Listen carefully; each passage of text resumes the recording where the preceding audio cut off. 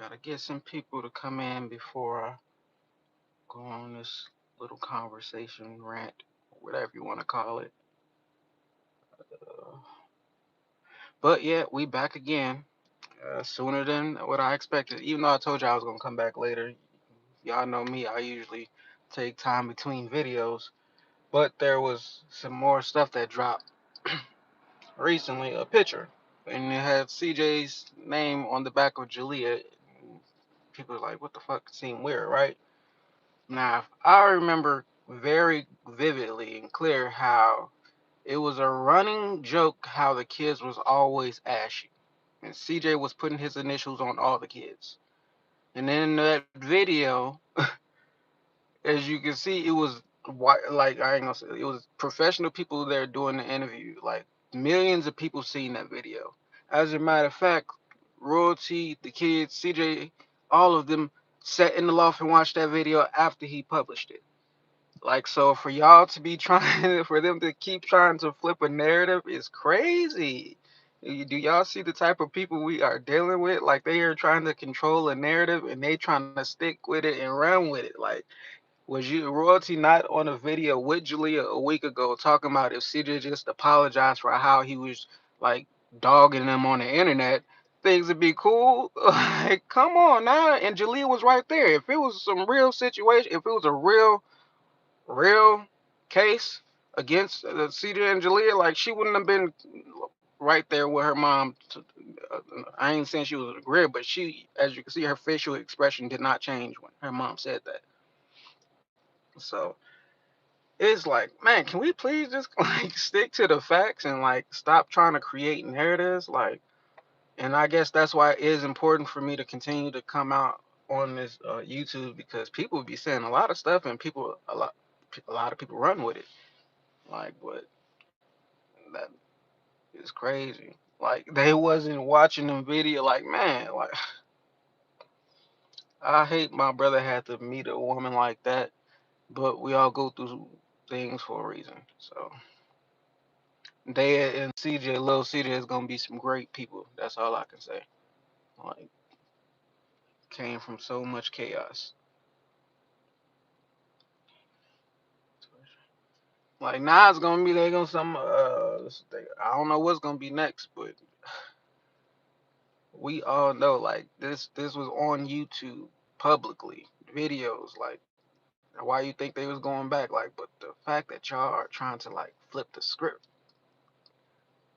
And then I seen another person who made a video like that. I guess they was watching my video and talking about how when I was a kid, I got molested. And I'm like, I didn't watch their video. Somebody just told me about it in the comments though. But for me, like, yes, let's be clear. Let's set the record straight. I was molested as a child. I think I was probably like 3, no more than 4, and it was by an older woman.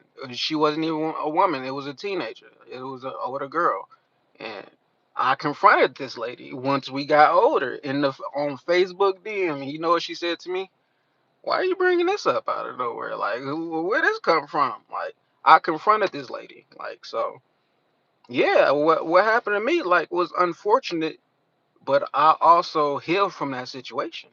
Like I said, I also confronted the person, the aggressor. I didn't take it to the internet, or I didn't go. Well, I could have fucking got a lawsuit against this person, but she ain't got no money. Like, so it wasn't no point in me going that route. Like, so yes, some happen. So a lot of stuff happened to a lot of people, and they're not willing to say it and openly admit it. If something did happen to Jalea, I hope to God like it really comes to light if and the repercussions are dealt with accordingly. Like that's if it really happened. But I'm not over here about to say my brother did something when I know he's not that type of person. Like what the fuck? Like I know who he is. I know who they are. I know that they continuously make and create lies to benefit them. Like so it ain't even a game at this point. It's never been funny to me. But a lot of people on the internet they think it's funny. So they gonna continue and like I said, I hate that I gotta keep coming on here and like talking about this. Like, but it's crazy how the world is. It's crazy how wicked people are. and they'll do anything to tear you down. Like they would, whole family would get behind a person and start trying to tear a person down.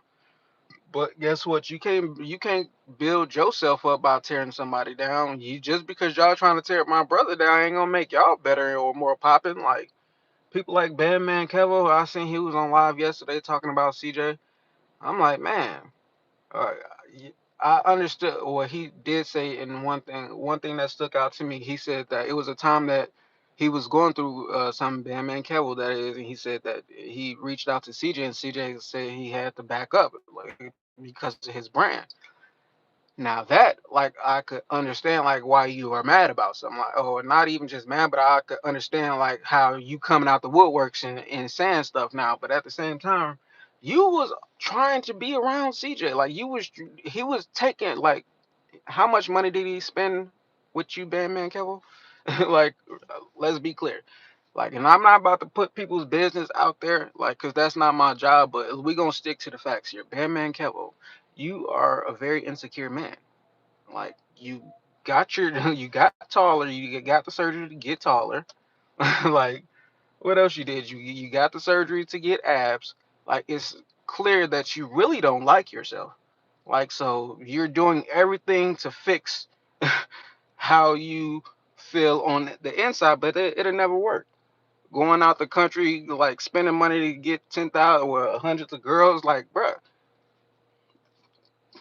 that ain't what's popping. Like get you a real woman that's gonna build with you, and I bet you take over the world more than what you're doing now. Like so, and this is not me hating on Bandman Kevo. I don't know him, but I do know, like, bro, you got a bunch of white man tattooed on you. Like as far as like insecurities, like you are the biggest insecurity, bro. Like so, and I'm only saying this from what's been promoted or what you promoted. Like this is the only things that he promote. Like so,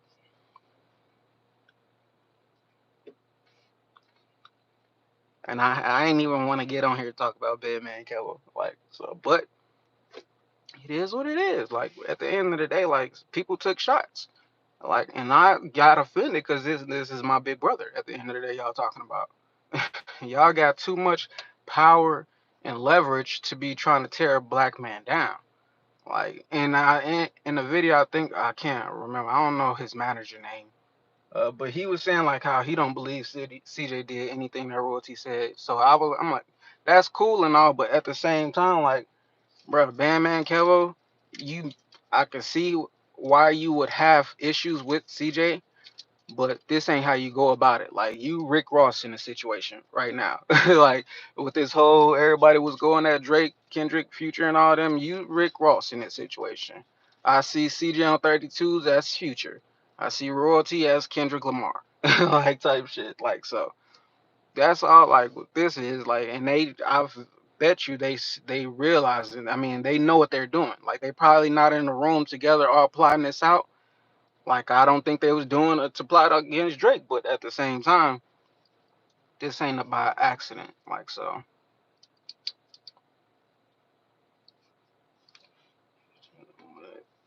make sure y'all hit that thumbs up button though. Uh, who knows what's gonna happen after this video? Who knows what narrative they're gonna try to spread next? But I will like be back. Like I will make sure I'm always clearing the air because y'all be letting it get infected. Y'all be letting the air get polluted, and y'all don't be saying that. I mean, people be saying stuff. Let me not say that.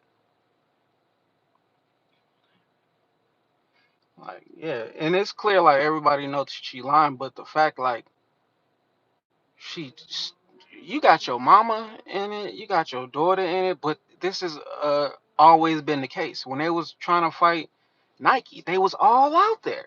Like so, it's like a coven of witches. Like, and they move strong. Like they moving strategically, but not strategic enough because it's a bunch of holes in your story. Like, come on now. And you got a person like me. Like, man, I'm spiritually protected. You don't think my brother is protected as well? Like, what the fuck? You don't think God on our side? Like,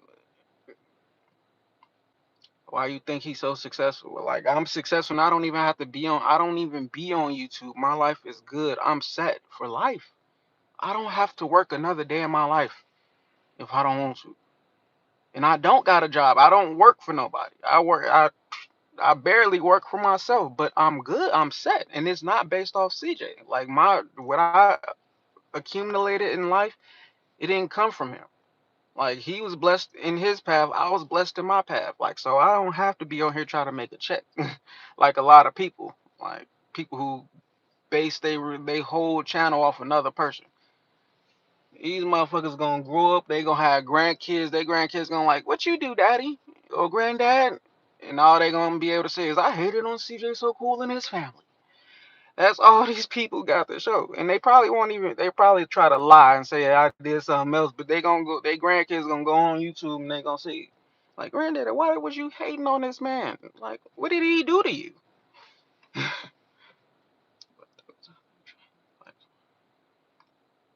Yeah, that's crazy. Karma is always coming on people. People like that don't care about the bad karma that they get. Cause when the bad karma do happen, they'll just blame it on something or somebody else. They would never take full accountability of their actions. So karma be hitting their ass every day, and they'll never know why. Like they bad is so terrible. Their life is so terrible and bad. Like so, the God always reveal the truth. The truth is like revealed already. It ain't even like we gotta wait for the truth to come out. Like the truth is right there. Like box. You were living in a box of cardboard box. Cheryl Branch. I don't get that one.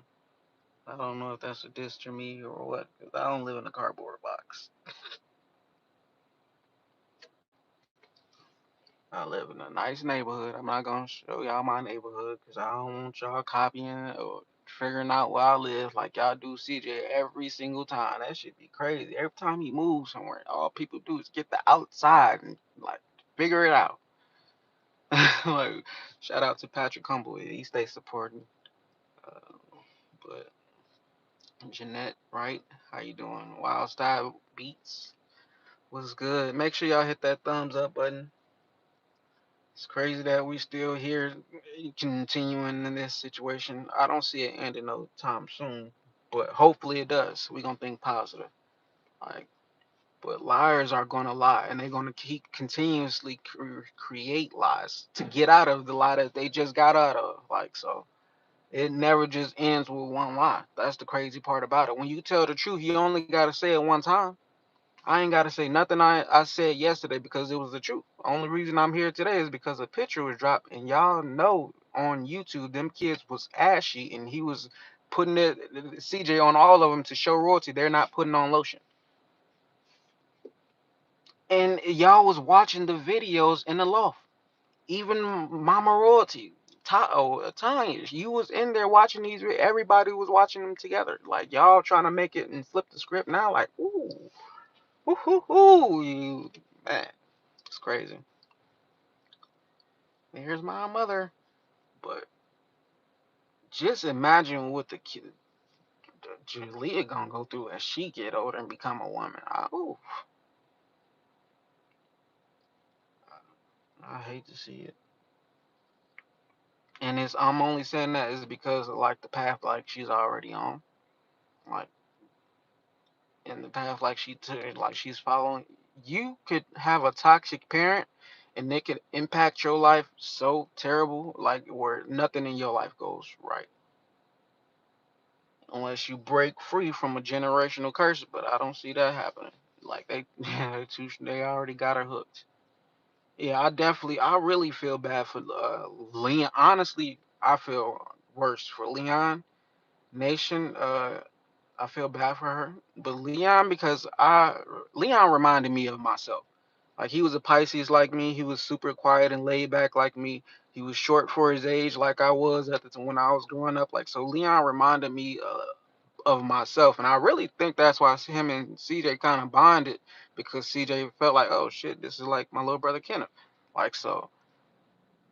But I really do feel bad for Leon, but also do you feel like he has the mindset to get away from that? Like he ain't gonna be the kid or the adult that's trapped and sticks around with the family and never move away from the mama and grandma type shit. Like he the type to move on the other side of the country to get away from his family. Like so,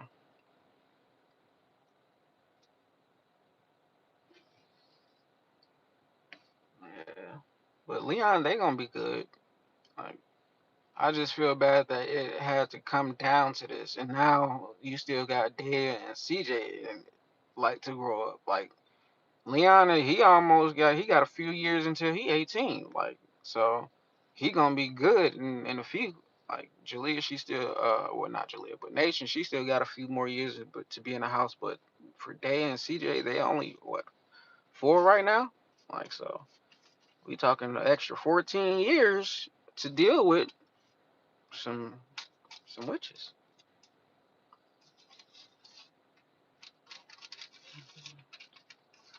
But that the for me, like the kids was always cool. Like I never seen this coming.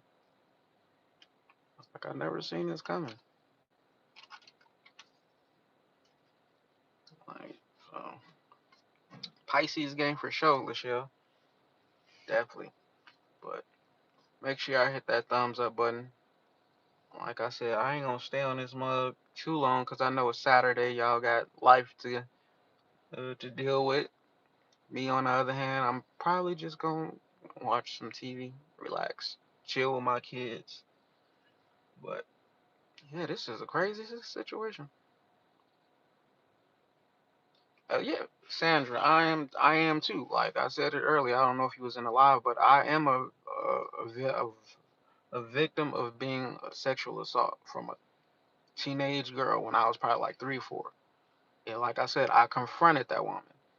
And you know what she said? Why is you like after all these years? Why is you bringing this up? I could show the messages on Instagram, but that's not the type of person I am. Like I would never do that. I got healing just from like speaking up from the situation. I'm like, hey, you ain't. She didn't think I was gonna remember it. Like, and what had happened with me being sexually assaulted as a kid, it made me become a womanizer. It made me chase after what that girl was doing to me. Like so I didn't check I went for older women. Like I've always been interested into older women. My wife is the only woman that's my age. Like but my ex-wife, she's older than me. Like so that's what happened to me. Like I ain't become like motherfucking R. Kelly. Like so yeah, but definitely motherfuckers definitely need to be canceled. But the only reason CJ is not taking that channel away is because he is not the type of person to take the food out the kid's mouth. No matter how bad and toxic the parent they become, he ain't gonna just take the channel away. Cause that's the only way they gonna eat. That's the only way she's gonna survive. So he is allowing for her to even be able to do all and say all of this. Like so. Yeah, this is one of my I don't like this is a situation like this is so sensitive and it happens so often. Like I never thought I would have to fucking like defend like a situation, a case like this. Like I never thought I would like be involved with this type of shit. But a lot of people was in the comments. Y'all see my wife is in the comments kicking it with Angel. Make sure y'all go subscribe. Make sure she once she starts selling her moisturizers, her lotions, she needs to get on it. People was asking in the comments when is she gonna start selling, and she ain't said nothing. But I'm letting y'all know I'm about to get on her. I'm gonna get on her. So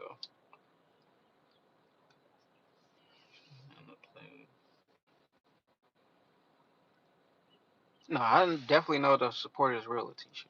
Like for sure. I really didn't have to like even say nothing, but I felt I had to say something because I was there in 2018. Like I was from March to October. Like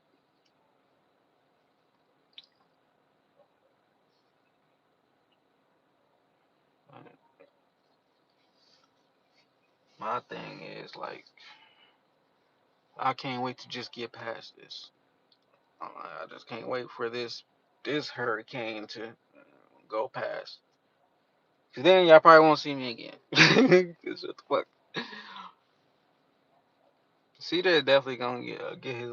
If he hasn't already got his lawyers involved, I'm pretty sure they're on the way.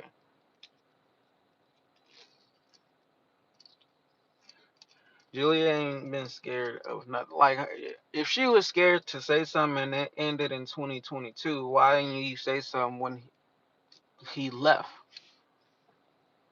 Like, that's just one thing. Like, why you ain't say nothing when you felt like you was free from him?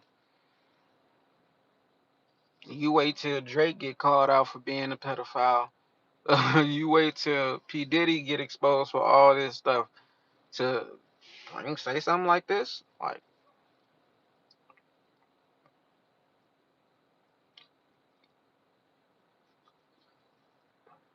I'm pretty sure this was real. Her mama wouldn't have been saying in the video last week, if CJ just apologized for how he disrespected us on the internet, then we could be cool or like whatever.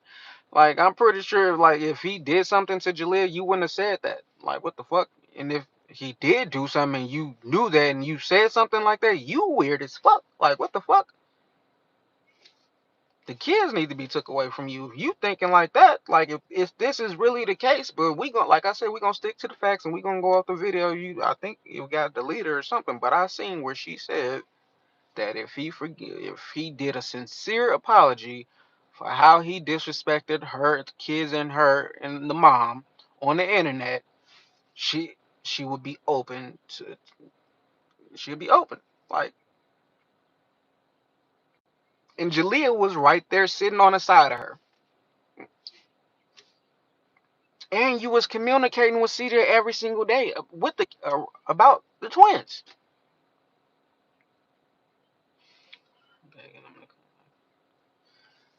So it's crazy. Once again, I hate it had to come down to this, but like, let's just stick to the facts. People like her are the real narcissists. Like, that's a real narcissist. People don't think females can be narcissists. Yes, they can. Females are manipulative. Not all of them, but as you can see, it's on full goddamn on the preview. She been off the chain though.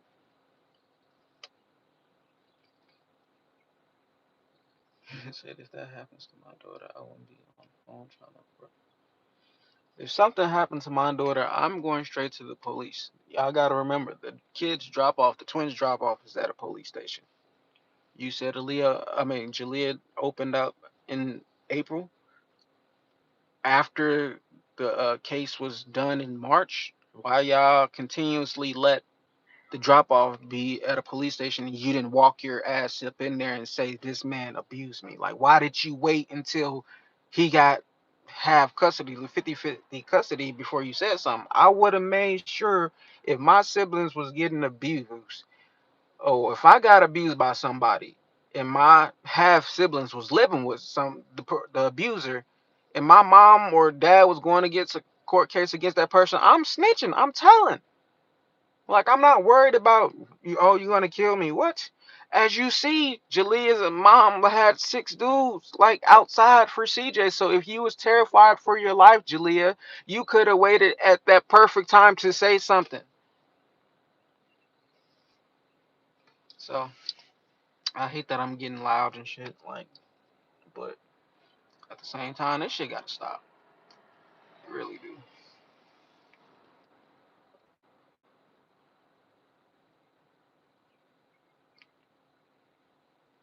But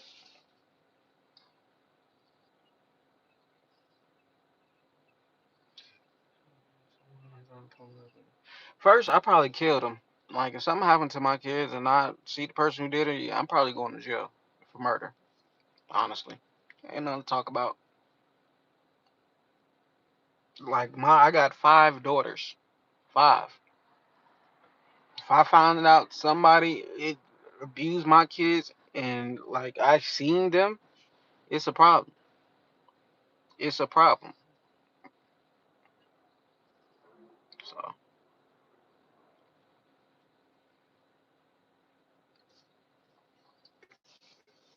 it ain't gonna be no communicating like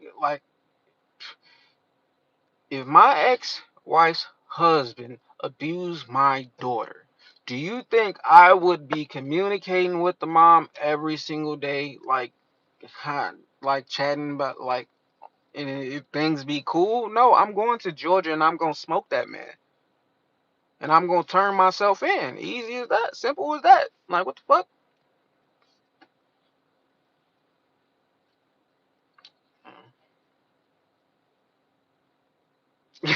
Look at Blow Sniffer ass coming through. Shout out to you coming through. But nah, it's crazy though how people try to do you once they don't have access to you no more.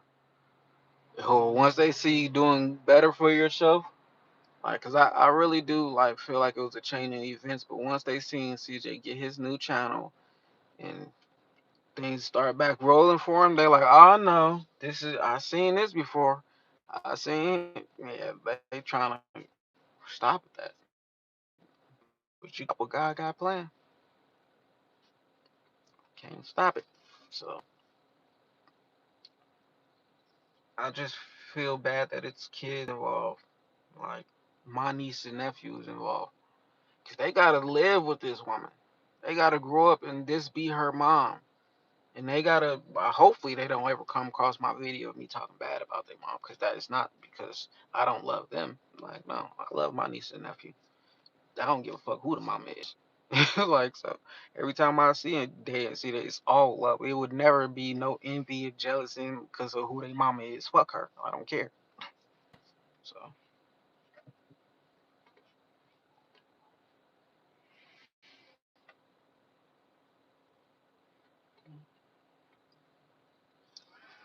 yeah, usually kids figure out who their parents are at like um for me it took well my mom and dad wasn't really around, so like to figure out who they was, like that wasn't an equation. But to figure out who my grandmother was, like it took me a short period of time. Like I was pretty sure I was still a teenager when I figured out like her antics, like and her bullshit.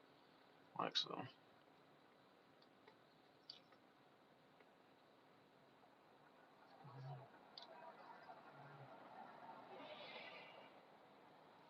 Yeah, exactly, Sandra. Like they say he wouldn't be none without the kids, but it seemed like his channel's going pretty fine without them.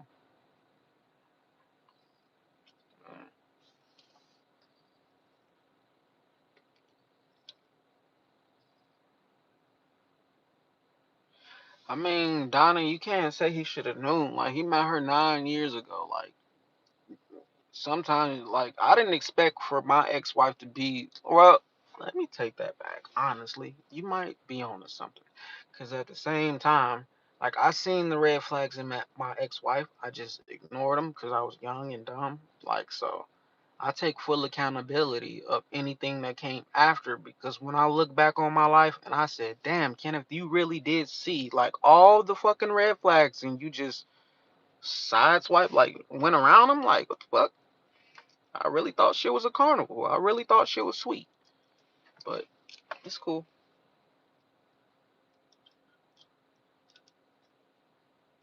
Thank you, Connie. But we gonna be all right. So what happens when she is proved wrong? I'm not a lawyer. I'm not a district attorney, judge. Definitely not a jury in the situation, so I can't say. But on a spiritual level, like something is gonna happen to her on that same level, and it's gonna be 10 times worse. Like, like that's how that should be.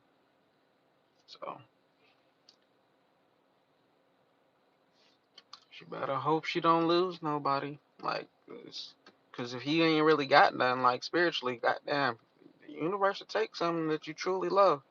Especially when you out doing like bad and hurt and hateful shit like this. Like, man, you gotta be careful. Said you hope Trump wins this November. We ain't gonna go on no politicals. We ain't gonna talk about politics. I don't believe in politics at all. So,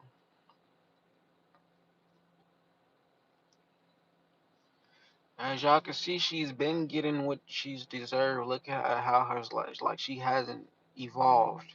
She hasn't grew. Like she hasn't elevated in no way, form, of, in no way.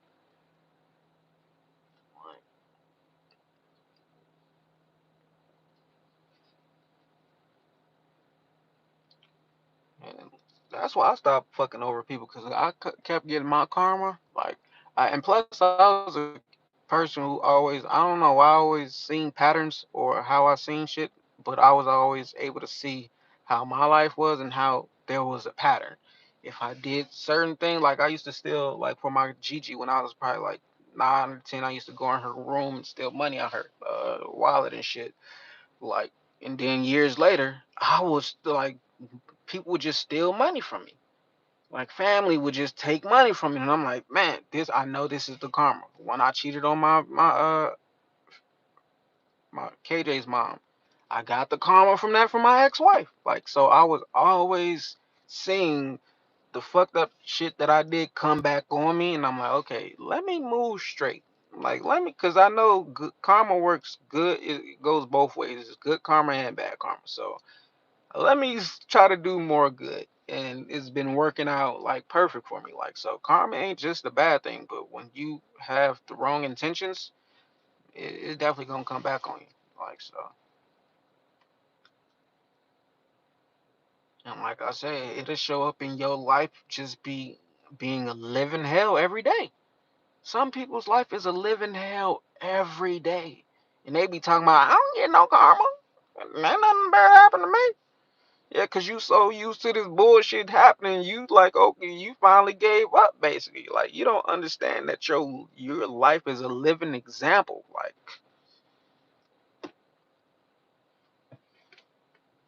you said, you swear to God, karma's not real.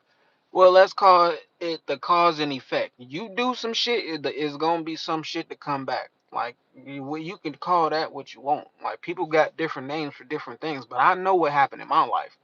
Like I know, and that's the definition I gave. Karma. That's the closest thing to it. Like so, she definitely the ringleader, strong mommy. She is definitely the ringleader. Like so,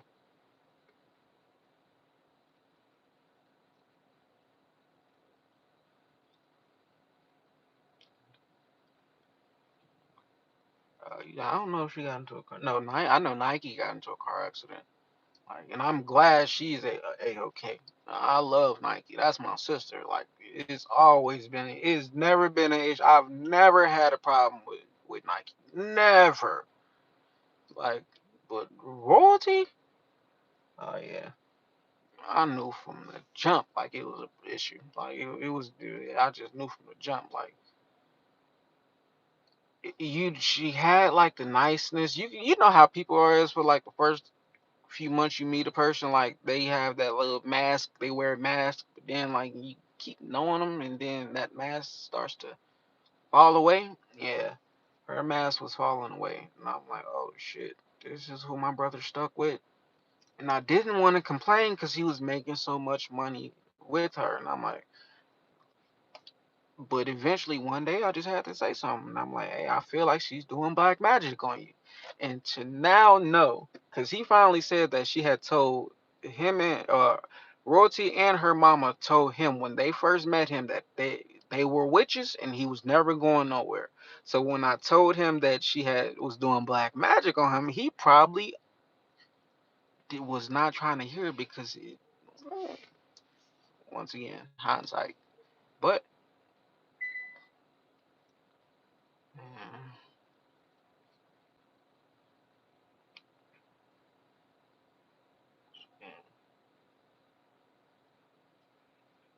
yeah, I did kind of. I was rooting for Nike and CJ, but everybody, what looks good on the outside to everybody, it may not work.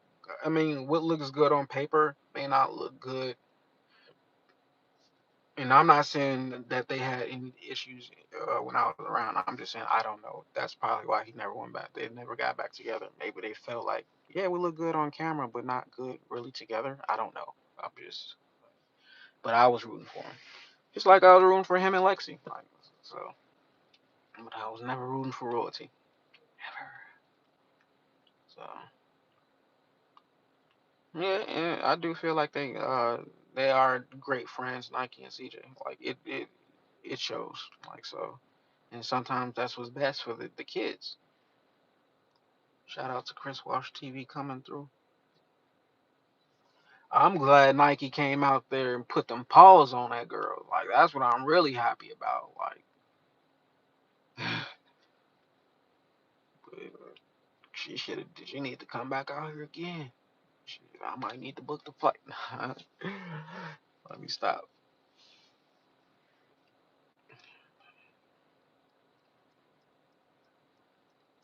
But I'm not no matchmaker. Like I said, I be feeling like people would go good together, but that's off eyesight, and that's off like my relationship with CJ, my relationship with Nike. Like I know, like, but at the same time, I know them people, like, so I know how they are different and why they probably wouldn't just why it wouldn't work out. But this is not about Nike and CJ. Like, so you have my um, I don't know. My mom eyes look more. I don't know. I realize I rarely look at myself in the camera. Like, so. And when I get on FaceTime with people, I rarely look at them on the camera as well. Like, so I can't really say how my eyes is. But hey, she still has the same mindset as a teenager. That's why. Some people, they don't evolve. They don't grow. They still, like, some people are still mentally stuck in high school. They could be 40, 50 years old, but they still are mentally high school. They never graduated. And I'm not talking about a diploma. I'm talking about intellectually. Like they never like got out the mindset. Like so,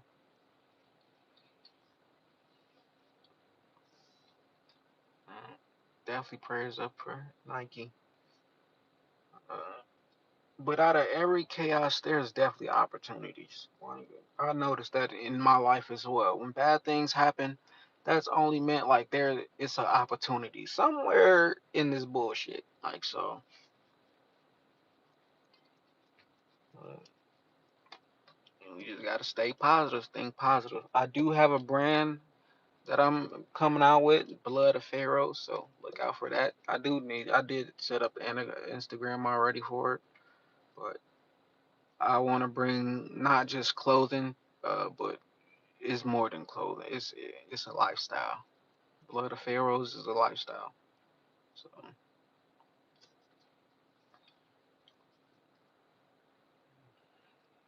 but I just like I said, I can't wait for this to blow over and pass over. Cause ain't nobody got time for this. Like this is what the fuck. We could all be doing something more productive and talking about more positive things. Or could we really be talking about more positive things? This is really a negative world we live in. Every day there's something negative in the news for us to talk about. Like so there's people don't cling to the positive. They don't care about positive. They don't want positive. As a matter of fact, when they see positive people, they get mad because they're like, the fuck this motherfucker so happy for? Like, why they life so good, going well? Like, mm, yeah, but drama does sell. My mama is right on, hit the nail on the head with that. And that's the crazy part about it, cause I like watching drama movies sometimes, but I'm not really a drama movie guy. I'm really more of a horror, action, sometimes comedy, but and sometimes I'm quick for suspense or sci-fi, but yeah, less drama. But that's what y'all are drawn to. Like when I look at my views on YouTube alone, like I look at the videos that's drama based, and they always got way more views than the ones where I got book videos where we going over books. I got Bible videos, motherfuckers ain't watched that. I got cybersecurity videos, motherfuckers didn't care about that. Like as soon as I talk about some drama, the floodgates open, and I'm like, what the? Why is that the case? But it's cool.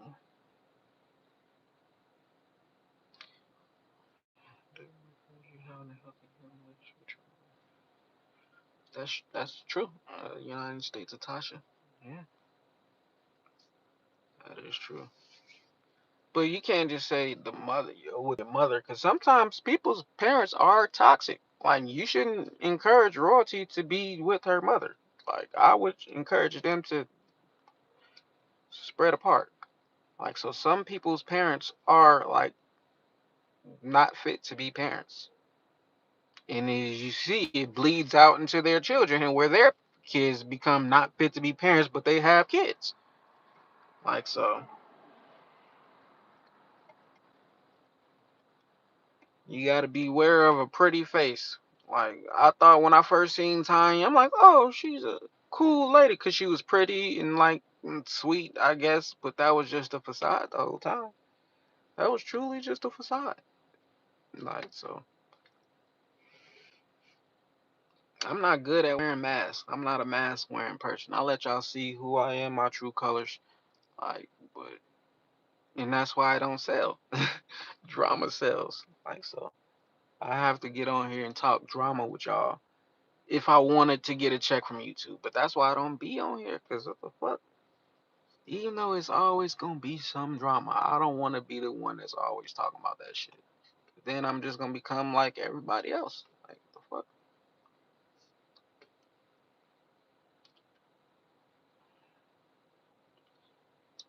Exactly, Herbert. You know, he said just want to be her mom or her kids. That's her. No, she didn't. That's true. SBE. She didn't want me around, my family around. She ain't like when my mama came around. Like she just wanted her mama, her kids, her grandma. Like and she just tried to literally monopolize CJ's life and like get rid of all of the family. I'm like, oh shit. She did a pretty good job too. With like at first, like but things like that never last. Like yeah, I dealt with a lot of pretty people who was ugly on the outside, and I was like, how? I did like at first, I couldn't comprehend like how beautiful people could be so ugly on the inside. Till I met a few people, and I'm like, oh shit, this ain't just no saying I heard from on a song. What the fuck?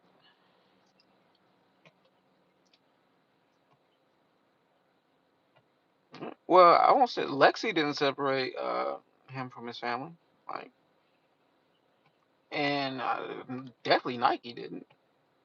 When him and Nike was together, I was still in the Marines, so I wasn't physically around because I was in Afghanistan, honestly. But you know how many times I came around with Lexi? Like,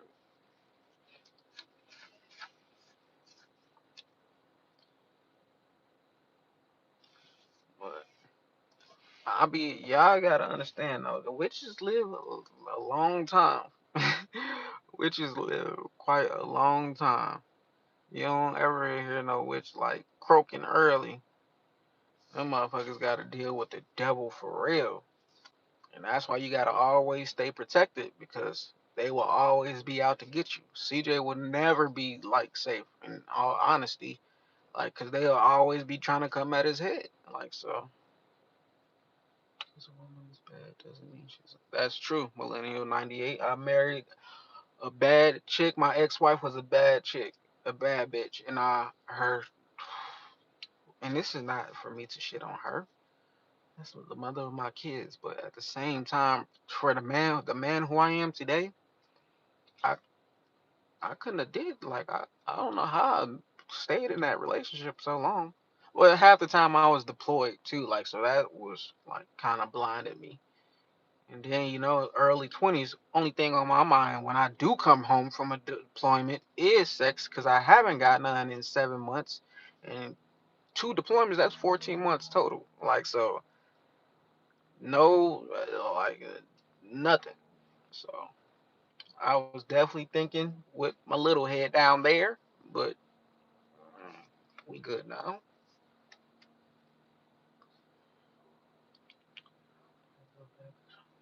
Exactly, Michelle. Like, that's the bright side of things.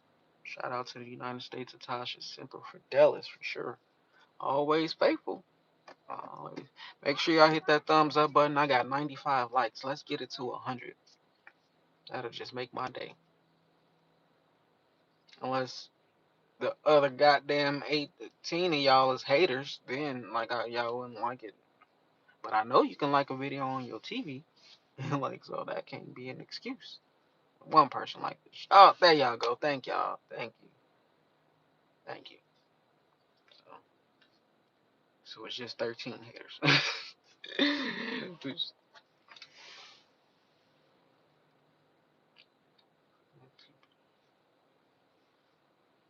I met my husband. He's in the Marine Corps. Yep, I met my ex-wife when I was in the Marines. On not Facebook, on MySpace though. I didn't. They said it was a study done on relationships with people who met people online, where those had way more divorces than people who actually met a person in real life. So when I met my ex-wife, I met her off her goddamn profile pic on MySpace.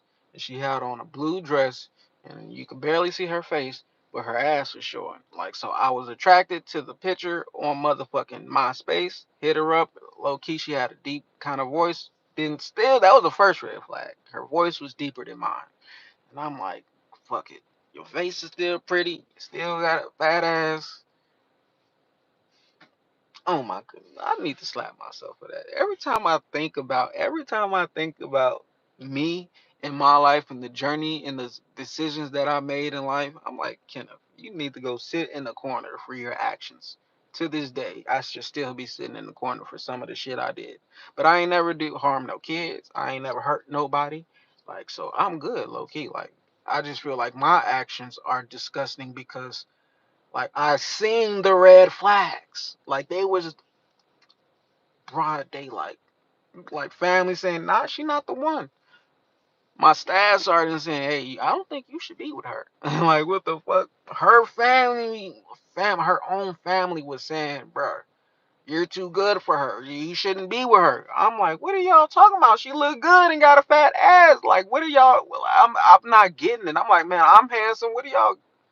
You sure? Like, I didn't understand. Do I want any more kids? One more. One more. Man, I was in love with the red flags. Like, bruh, like green just wasn't interesting. Green was boring. Like, I guess that's why I kind of cheated on my baby mama.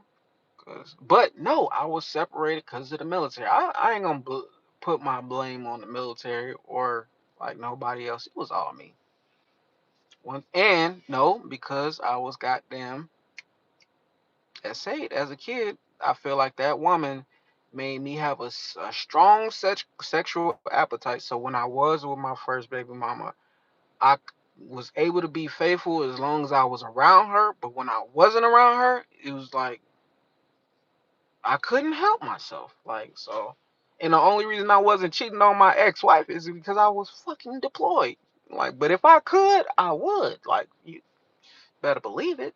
But it didn't work out like that for me. It's like how the fuck the one I was supposed to treat right got the terrible treatment, but the one that should have got the most worst treatment got well she my wife today gets the best treatment overall, but still.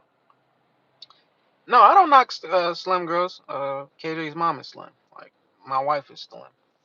My baby mama, I mean my ex-wife is the only one who wasn't slim. And what's crazy is what triggered me to stop thinking how I was we was in a relationship and we had got married and then she got up to like 200 pounds. So the thickness she had, it was like it turned more to to like what I wasn't interested in no more. Like, so it was like, oh shit, you need a little wiggle room. Start slim, let them build their weight up so they don't get overweight. But if you got you a thick chick off the back and they start eating good and they let go of themselves, yeah, it get out of hand pretty quick. Talking about I need some lotion. Man, I got my moisturizer. Oh, no, I do need some lotion. Babe, can you bring me the moisturizer? As a matter of fact, she do got some moisturizer. Like, so we can go ahead and promote that. Thank you for calling that out, James. But my wife is definitely gonna help me out with that. But shout out to Naima. My bad. Yeah, but my preference overall though is slim. Like even though I don't have a preference no more because I'm married, but like my type, yeah, go, yeah, I'm good now. Like I'm straight. I ain't looking. I ain't doing no dirt. I'm not in the streets. I'm not out here like hitting girls up in a DM. Like none of that. Like so,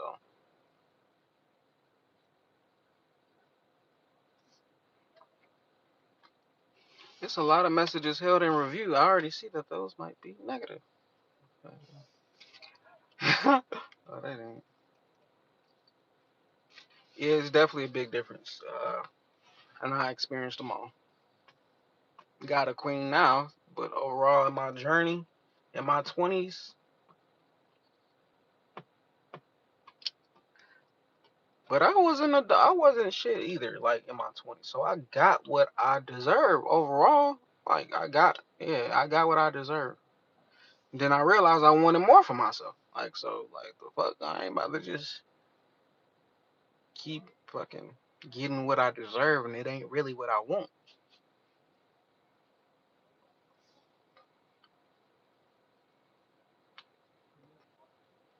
Y'all might need to hit up that chance golfer and block that person. Talking about do I think, man, get out of here with that. See, that's when the trolls start coming in. When they see, I notice something when trolls come in is when the likes is more than the views. They say, nah, we gotta bring some balance. We gotta bring some balance.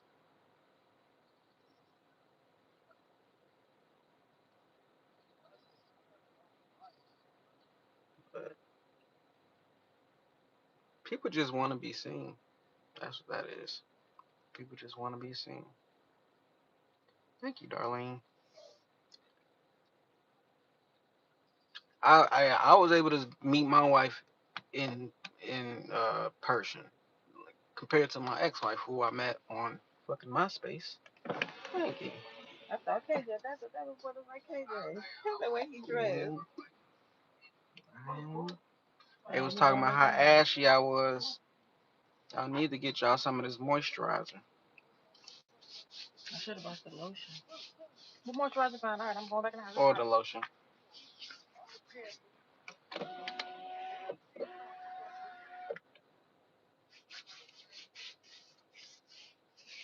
But yeah, when I was with my ex-wife, nothing good ever happened in my life.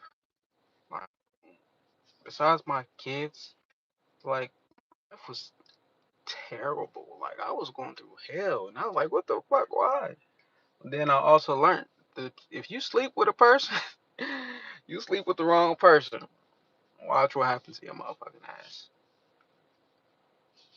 CJ learned that on a different scale. Like it was working out for him at first, but when it ended, yeah,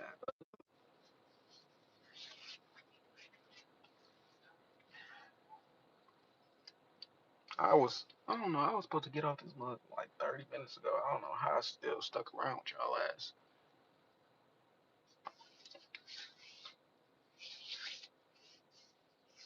Yeah, I know me. It's due for one of my uh blunts for the day. God damn it.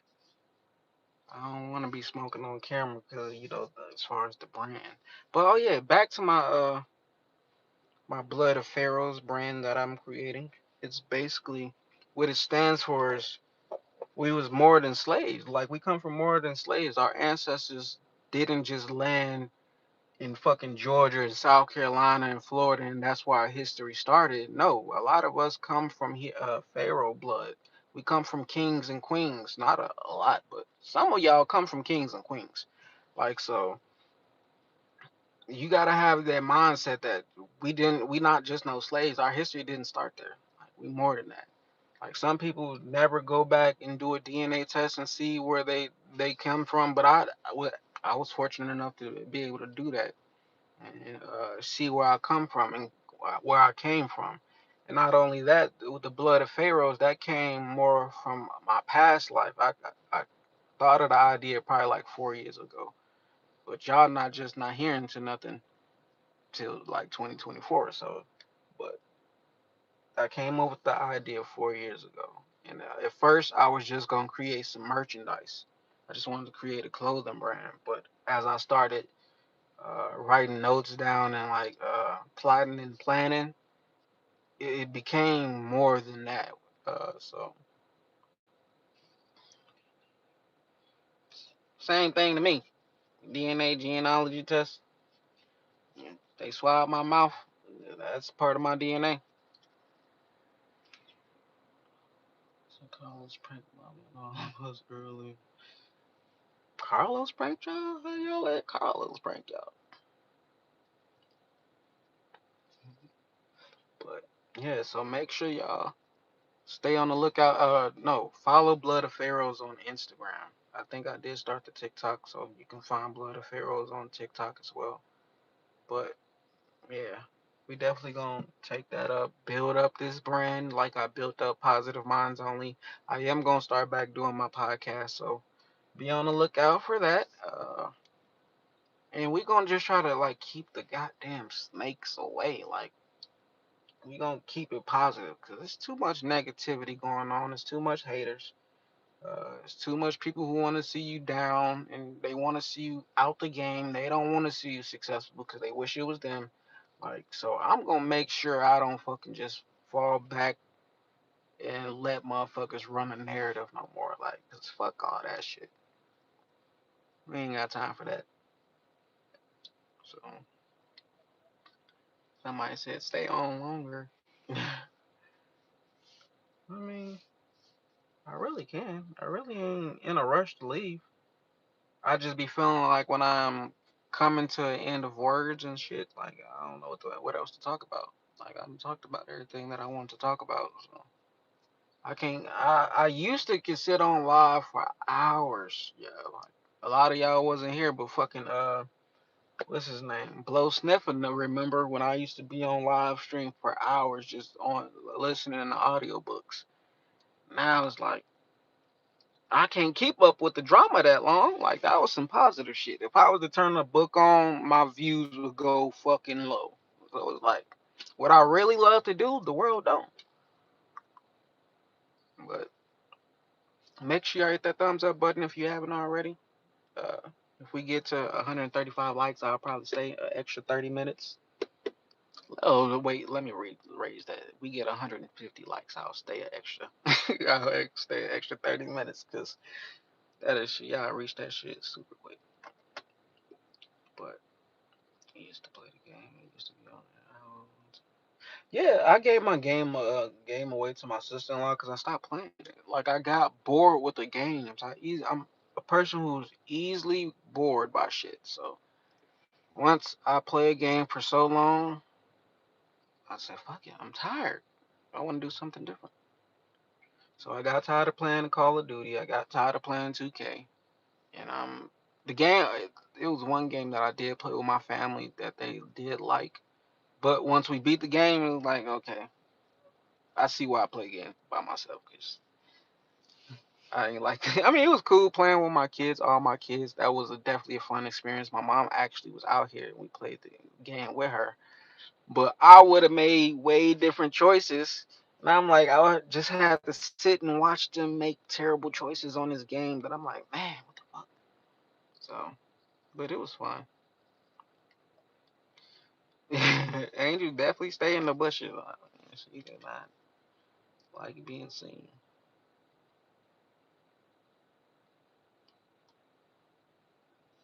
Shout out to Critical Thinker coming through. See, if I had got out early, you would have missed it, Critical Thinker.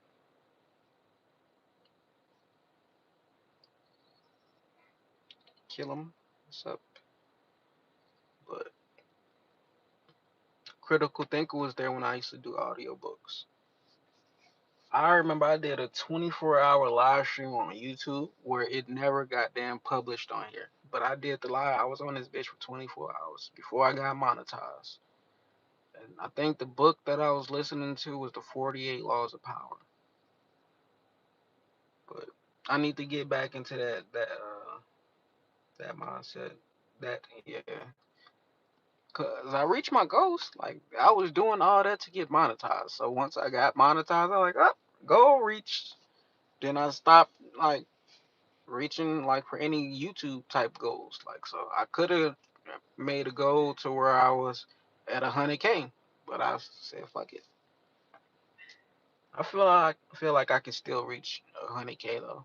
Now that CJ started a new channel and his shit is catching steam, I'm like, let me get back on my shit because I'm not trying to get left in the dust in the dirt. Like even though I know he has a lot of influence, so a lot of his subscribers are just coming over from the old one, but still, I need to get on my shit because yeah, I can't get left in the dirt. I can't get left in the dust. But I don't think I could do YouTube with too much drama. I mean. No, we need to bring back MySpace back. That's when shit was way simple. But then again, I was getting tricked. Shit, MySpace didn't help me. MySpace put me in a goddamn terrible fucking position, and I was a nobody then. And I thank God. CJ and Jinx was not on, and y'all did not know me in my in my broke days. Like I used to be so when I got out the military, the Marines.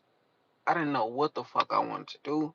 I couldn't find like a good paying job. The only thing I found was a job after I got out of the Marines was a Taco Bell job paying $7.50 an hour.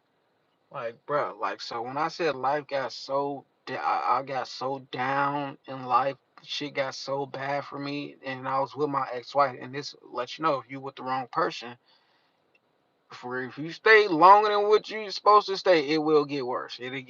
Life will go down the drain for you. So me being in this drain from 2012 to 2015, I wasn't able to get out of that situation until my Gigi had passed away. Like that's when I was finally able to go home. And I was able to open my eyes and realize I was like basically living in hell. Like so I guess it was also because my frontal lobe developed fully at 25. Like, so that happened in 2015. Like, so I don't know if it was because, like, my lobe developed or Gigi, maybe, or somehow I woke up out the days that I wasn't supposed to be with this woman and I was going to do something about that shit. So, but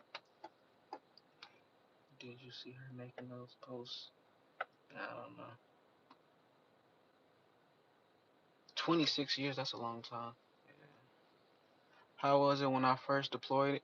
When I first deployed, I didn't go to Afghanistan. I was on a Navy ship for like. Can you give me a shout out? Give you a shout out. Naya's asking for a shout out. Yeah, can you give me a shout out? Why?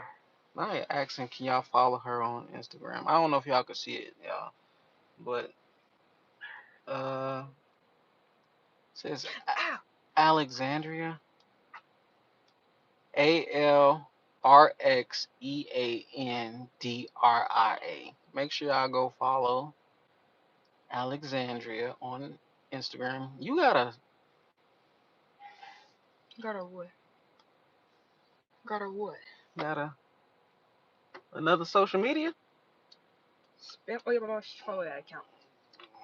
These kids is getting off. What you want my people to follow you for? You don't want that clout? Nah, I ain't even got no clout. But yeah, my first deployment, I did it with the Navy. So I was on the ship for 7 months in the middle of the fucking ocean. Well, for 6 months straight, I was in the middle of the ocean. I didn't hit a port until Like the first place I went to on land was Jordan, and that was like when we had passed when we went through the Suez Canal, we was able to see Egypt and stuff like that. So I landed, I got off the boat in Jordan.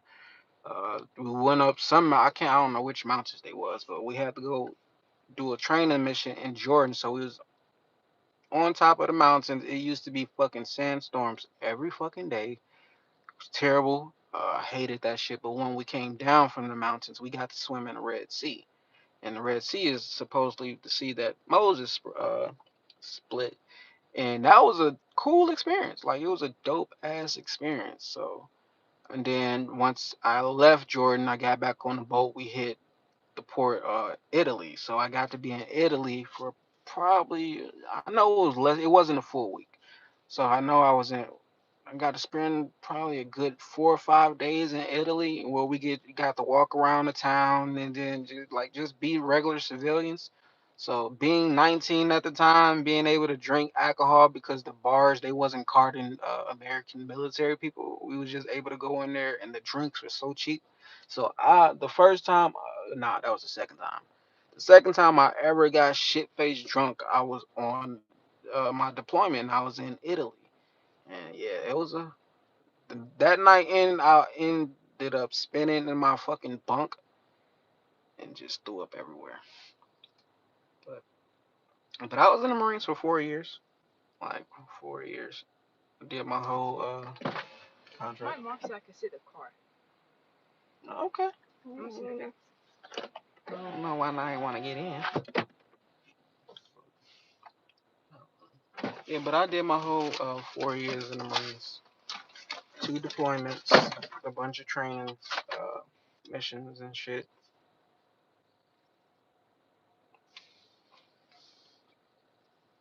Then Afghanistan, that was it was cool at the time, honestly. It was I went in May 2011, and then I didn't get back home until December of 2011. So yeah, Vegas. I mean, Afghanistan reminds me of Vegas in the sense that it was always hot, but I was in a fucking the middle of a desert, and man, I got PTSD from that shit for real. Like the bombs just going off every other minute type shit. Having to stand on post 12 hours out the day. Like, did you ever think about greenlist? I always thought I was gonna do 20 years, honestly. But when it was time to re-enlist, my job had closed, and a bunch of other jobs was closing because it was downsizing. So I needed to retake the ASVAB test so I can get like a better paying job, or not a better paying job because all jobs pay the same in the military, but just a better career in the military.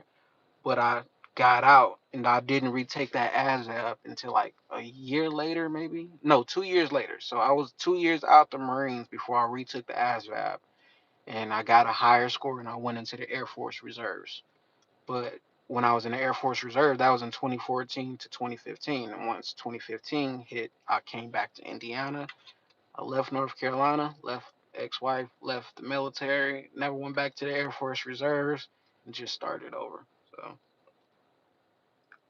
Someone said hi. hmm? Someone said hi. Oh, hmm? But yeah, I used to always think about going back into the military because it was cool. But the pay was trash. Like I get paid way more now than when I was getting paid in the military, so it wouldn't be worth it because I don't have to work now. Like I don't have to do shit compared to when I was in the military and I had to do PT Monday, Wednesday, Friday. Had to deploy, couldn't control that, couldn't stop that, couldn't stop training missions, but I mean, it was cool for me being 18 to 22, not really knowing what I wanted to do in life. So to take that path, like, yeah, that was one decision in my life that I made a great choice.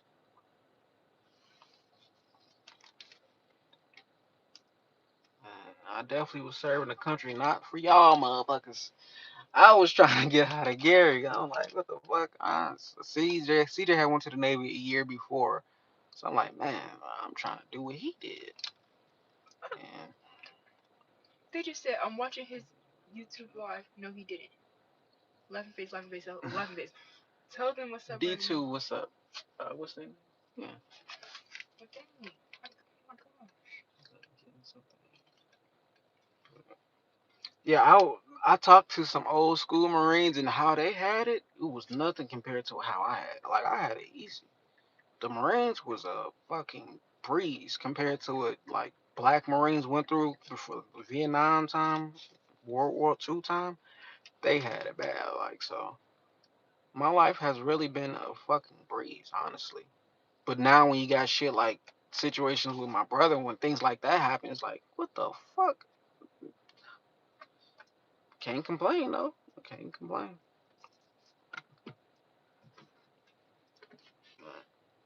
I might make my boys go to the military so they can get some goddamn training.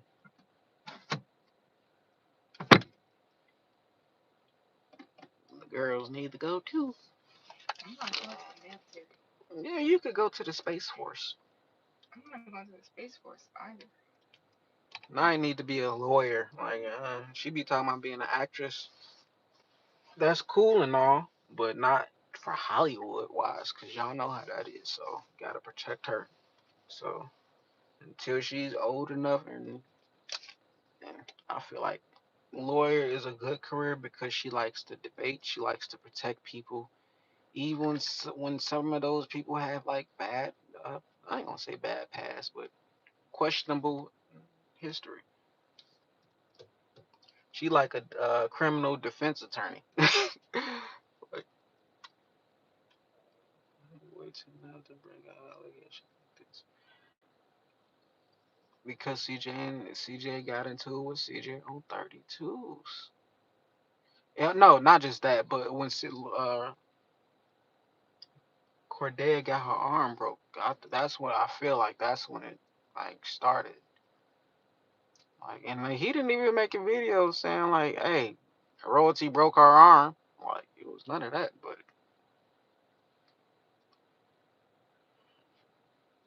hey, Marines definitely stick together. You gotta say, Marines don't die. We just go to hell and regroup. Yeah, once a Marine, always a Marine for sure. Shout out to Ronnie coming through. See, I'm about to get off this live because y'all, I said 150 likes and it's at 149. Oh my gosh. Like, Oh, it's five. Oh, there you go. I was about to put that countdown on there. Get up out of here. I wasn't gonna do y'all like that. Y'all cool as hell. It ain't been no trolls in here. It wasn't the ones that did come in. Y'all got them out of here super quick. So yeah, it's bad that you gotta be tied to her for the next 14 years. And 14 years is a long fucking time. Charmaine Smith, what's up?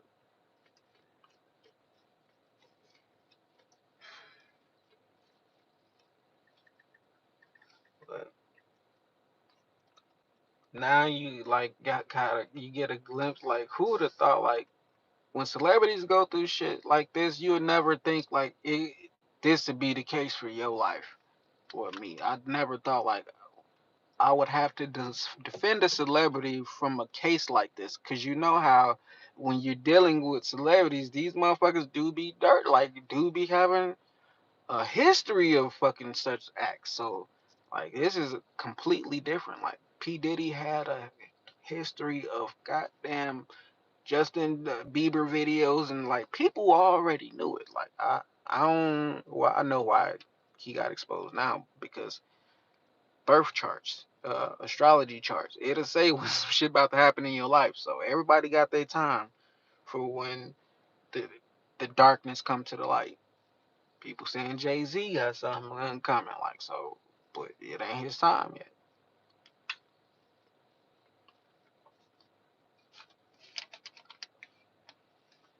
So you said you can't hear you. I can't hear you a little louder. Oh, I gotta speak up some.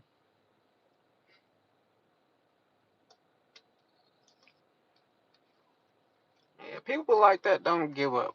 They don't give up on like trying to cause drama in your life, especially when they see you continuously do well for yourself. Like his life is on YouTube, like so it's on the internet. They're gonna continuously see and hear about his success because people will always DM them, always like whatever.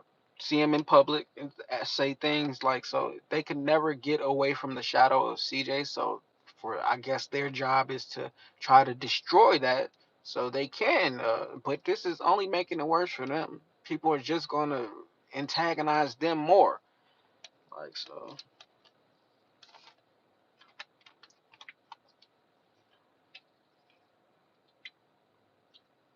Yeah, I got the same vibes from him, Miss Diva to you. Same vibes. And I called him out a year ago on YouTube about that.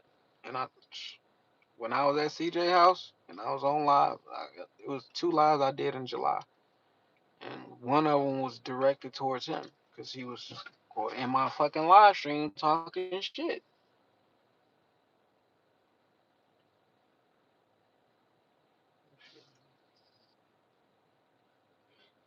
And see, now I want to play that game. I want that neglect game, that child neglect game.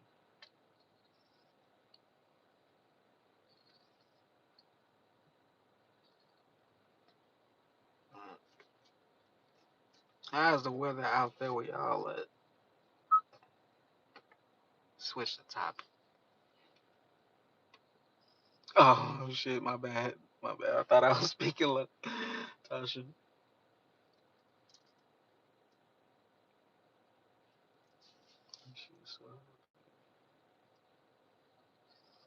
Yeah, if you happy, you how you can how if she's so contradicting herself, like she's so happy, but at the same time you're dealing with something like that.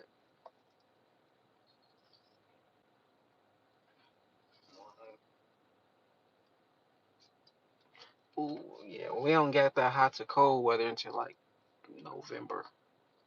It would be hot in the daytime and cold at night.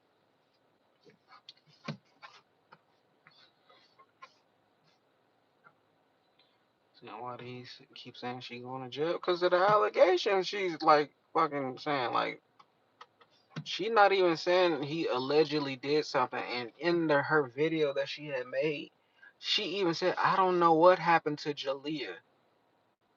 If you keep saying you don't know what happened to Jalea, and then for her to say, "For the whole time I didn't see anything. I'm so ashamed because I didn't see anything. There was nothing to see." I'll try to put the picture in the situation and say he put his name on her back like all them kids wasn't ashy. He didn't do that to all of them. And y'all watched the video together in the loft. And now y'all tried to flip the narrative to make it seem to fit y'all shit. Like sickening.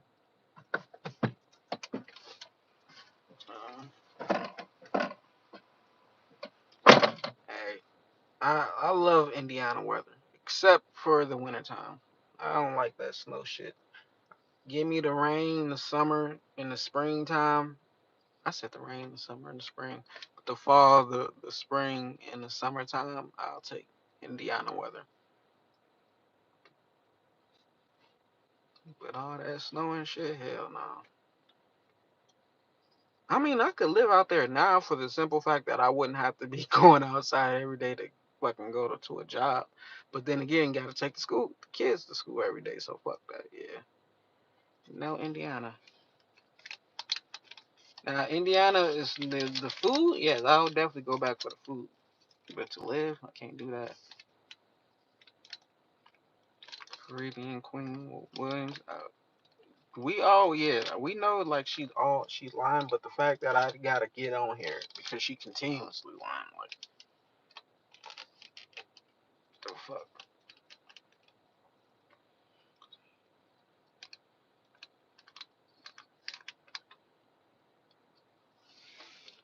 But I went to boot camp in California, Marine boot camp in San Diego. That was the perfect weather. Cali had the best weather for me. But in the fucking morning time before the sun came up, it would be the coldest ever. Like cold as fuck in the morning. But that was in like in Oceanside where I went to Camp Pendleton. That's where it'd be super cold in the morning. Fucking when I was in 29 Palms, that was terrible. Like terrible. It'd be like desert ass weather. Cold in the nighttime, but hot in the daytime. My mama used to live in Fort Wayne. We used to go out there. Fort Wayne is where I first heard Get Rich or Die Trying, 2003, and that changed my life. That's when I stole my mother's CD that she stole from the library, and I never gave it back to her, and I just used to listen to that every day as a 13-year-old kid.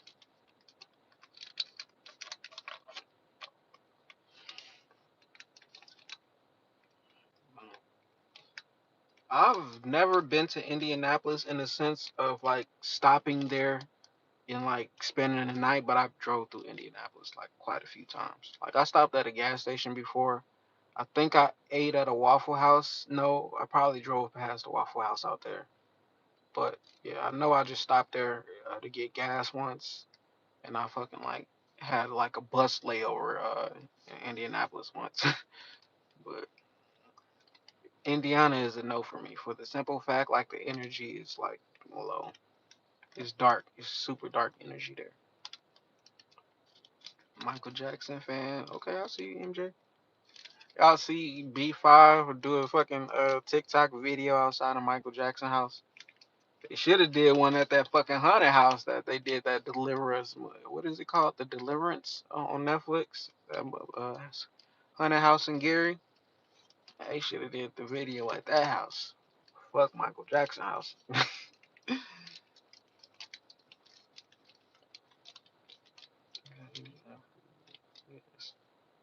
Okay, South Lake Mall. That's my mall. You talking about the one in Maryville? That used to be the mall. We used to just go up. Wait, no, that's called Westlake Mall. It's not South Lake. South Lake Mall. Oh, so you is talking about that one? Okay, yeah. Cause they changed it to Westlake Mall like later on. But growing up, we used to just stay at that mall.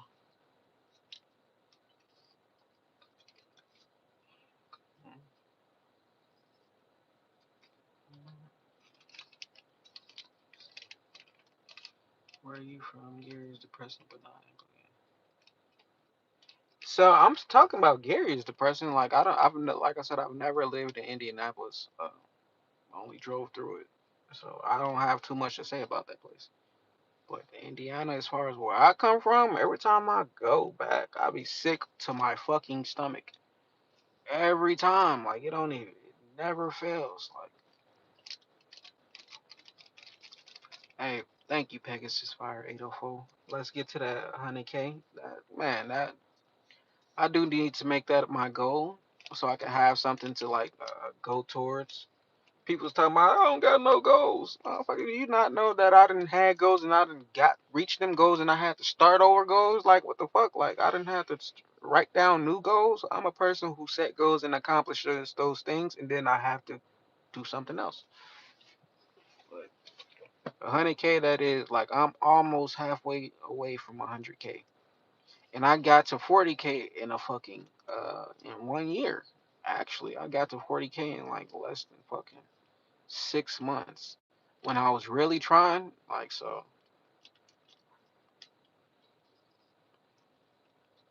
these young niggas killing each other. Yeah, it's definitely be a lot of goddamn killing in Indianapolis. But I just ain't never been there. Like, so. I know a lot of people that goes from Gary to live in Indianapolis, so like that gotta count for something. Shout out to Cali Boy Vlogs. Trying to stay positive, stay up. Uh, Harlem in the house. What's worse, Gary or Indianapolis? I can't say. I'm gonna say Gary worse because Indianapolis is the state capital. Like, so it has to have some type of goodness about it. Like, it's like he said, "Have I been to Cali?" Yeah, I stay going to Cali. My sister-in-law lives in Cali. My college is in California, the Los Angeles Film School. I went to boot camp in Cali, like so I was there for like 4.5, or I think it was like, yeah, 4.5 months for boot camp in the Marines, and then because I was there longer than 3 months because I got sick, and then I was there for another 30 days in Oceanside in California. Then I did another 30 days in 29 Palms. Like so, I'm very familiar with California, and I love the weed. I love the weed.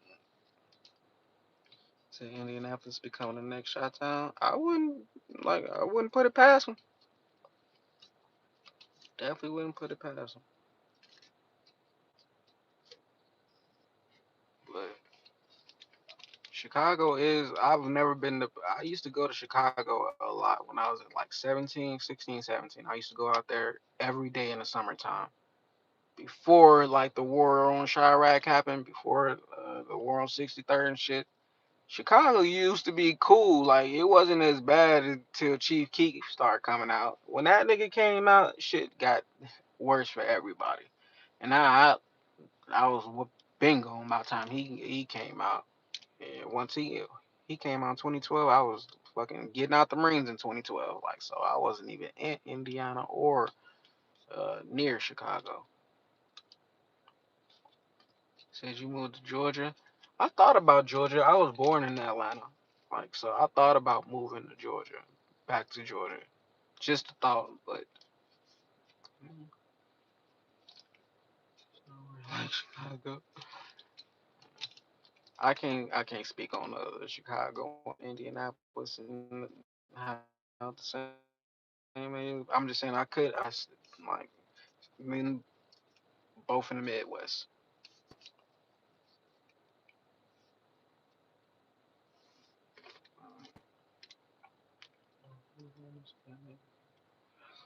I know like Chicago.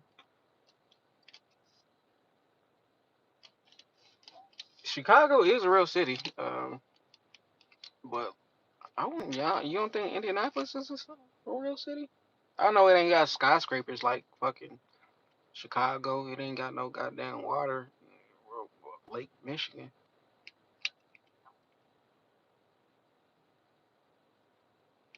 You said you live in Alpharetta. I have family in Marietta that we used to go back and visit. I used to love going out there. Then my sister's dad used to live in Decatur, Georgia, I think, and we used to go back in the summertime and stay with him for the summer. Like so, definitely got ties in Georgia.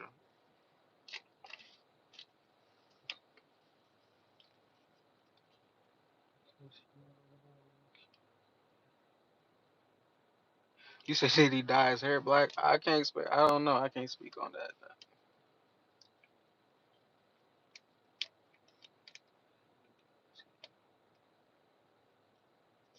Used to go to Miller Beach. Yep, they used to have these summer concerts where they would bring celebrities and shit to Miller Beach, and we'd be out there.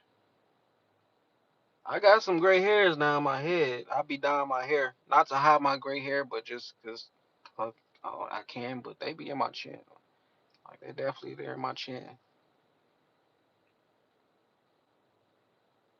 You said you know my sister's dad.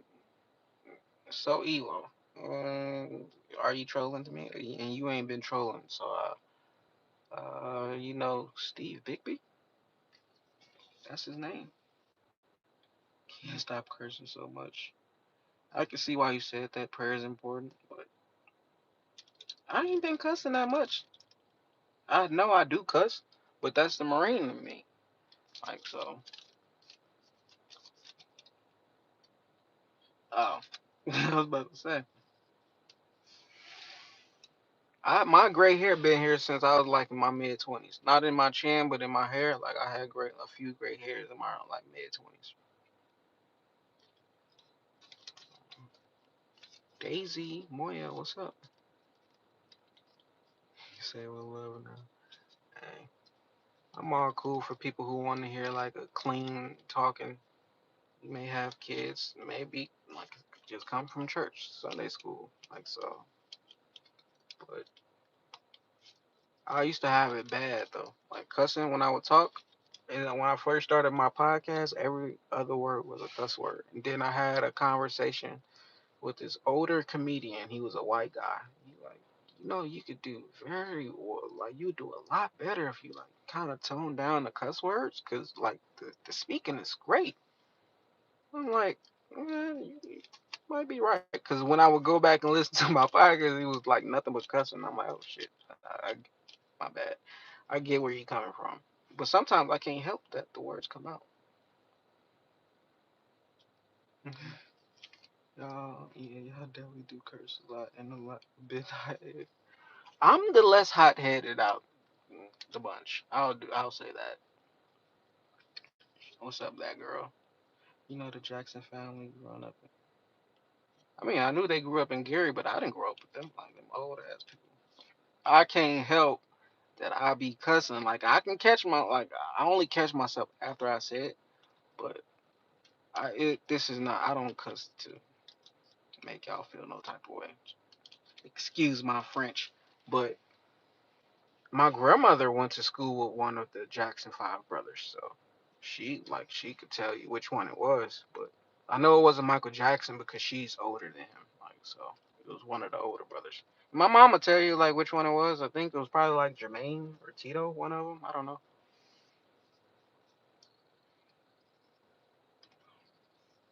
Sandra, my little brother Jinx, has the most gray hair out of any young person I know. Well, he's in his 30s now, so he ain't that young. But overall, he had his gray hair since he was goddamn 18.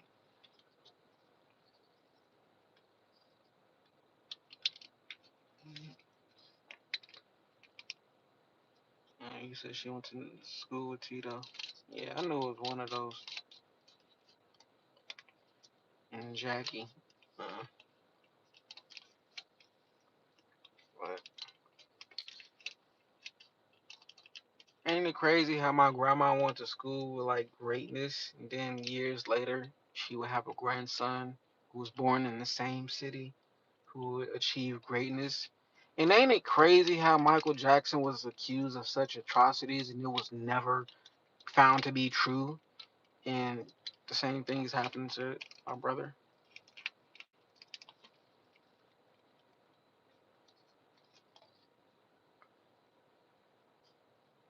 See, I am a high vibration person, so even when I do curse, those curse words come out of high vibration.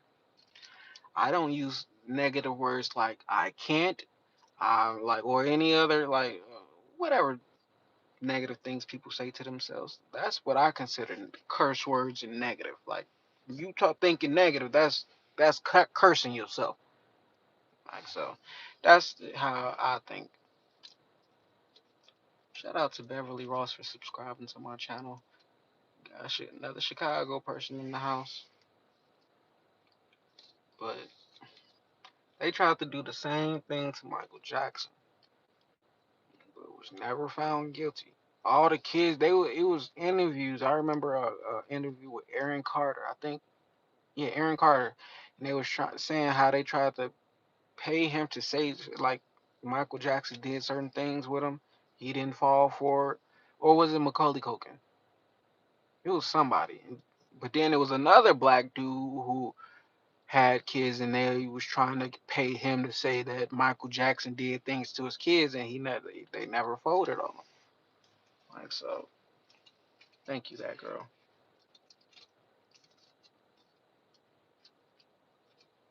Drive 100 miles without seatbelt and break fast.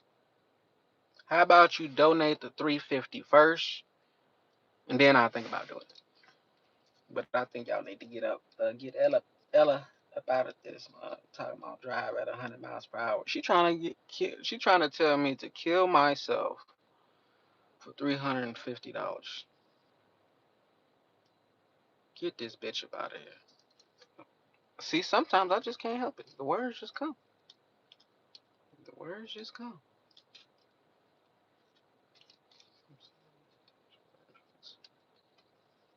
That's how I think Latiska like. That's how I use my curse words and strategically. I don't just use it randomly and just. I'm not just cursing up a storm.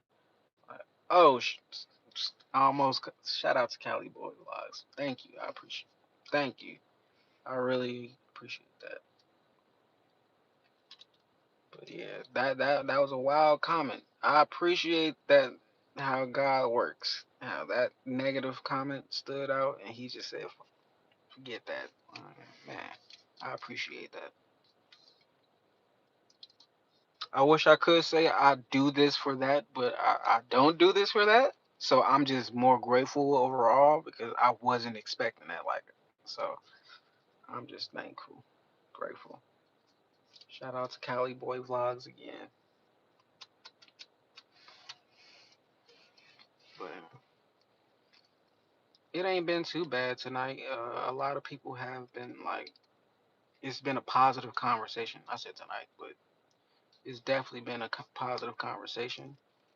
Ain't been no too much trolling, and the trolling has been regulated to a minimum. So I appreciate y'all. And as y'all can see, I'm still on here. I didn't get to hop up off the live. Uh, I felt like I felt obligated to stay longer once y'all reached to 150 likes, and now we at 184. So it's like I still got to stay longer. Like yeah. So what y'all want to talk about? What's the next conversation? We in here now. We stuck like Chuck. I wish my wife would like roll me up a blunt and like kind of bring it to me. Like that would just help. I can go for a couple more hours after that. I really could. That might be asking for too much though. Uh,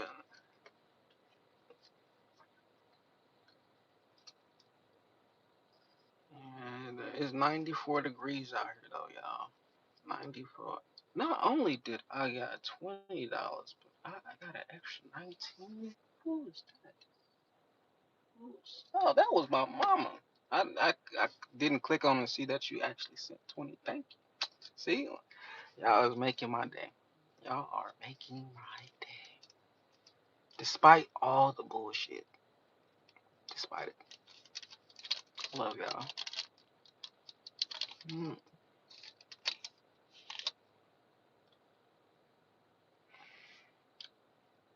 What y'all got planned for dinner though?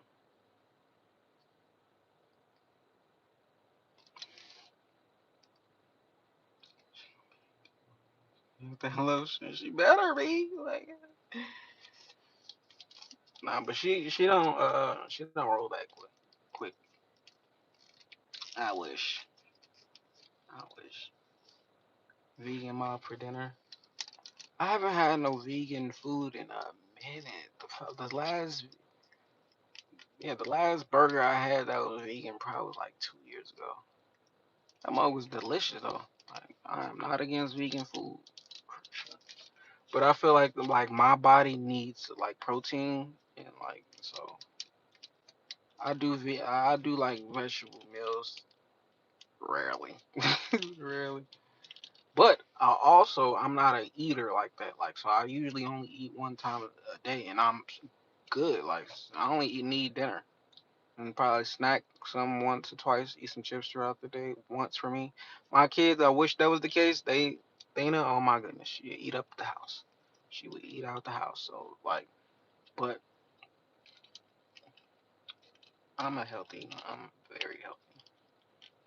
You thought about doing a podcast? We've done podcasts before. The last vegan burger I had. No, I'm talking about the one from the Mama Big Mamas in Henderson. And nah, she got a bean burger once, and she tried to make me eat that mug. That mug was disgusting. Remind me of them crumble cookies. Come to Atlanta. Best vegan burger place called the Slutty Burger. I heard of the Slutty Burger. I didn't know it was a vegan spot, but we definitely need to take some trips. We gotta yes she is a talker. Don't let y'all seen how she was cutting me off yesterday talking about she's not a talker. She don't want to do the podcast because she know it'd be more of that. She don't want to come off as rude. We just need Jinx to make a video. Go live now. We need a podcast with me, CJ, and Jinx. What y'all think about that? Like something like that, and not just like one episode, but like a. We need to create a podcast, just the bros for the bros. Hey, homie, spaghetti. Where's Dana? She, Dana in the house. She can come out and say hi, but she don't know that she can. But I do feel like it's time for me to get back on this podcast. Because when I did start my podcast in 2018, it was before everybody started doing podcasts. And once they started doing them, I said, fuck, I ain't trying to be like everybody else. So I like kind of slowed off doing it. And then what happened was like fucking, I kept listening to like my podcast and I kept hearing myself like saying certain things over and over. And I felt like I ran out of words to say because I kept like just talking about the same shit over, like same thing. So it was like, I felt like I didn't have anything else to offer the Positive Minds Only podcast, even though I could have just stayed interviewing people. I could have just interviewed different people. But yeah, I had got tired of just hearing myself talk about the same thing over and over.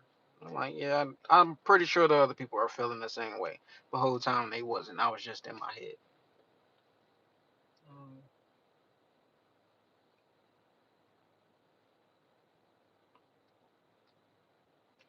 Said the Brady boys.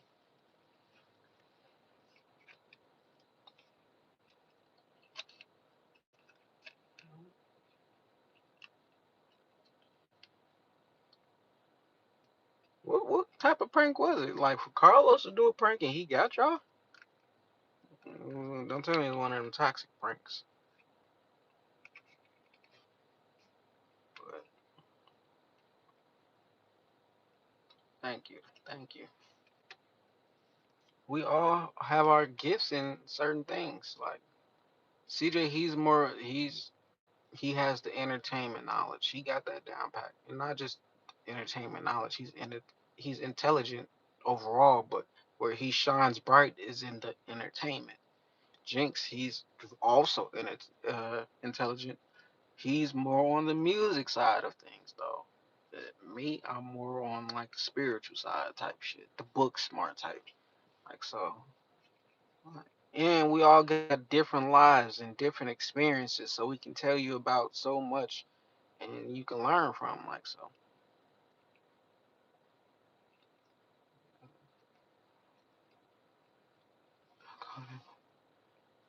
bros over those.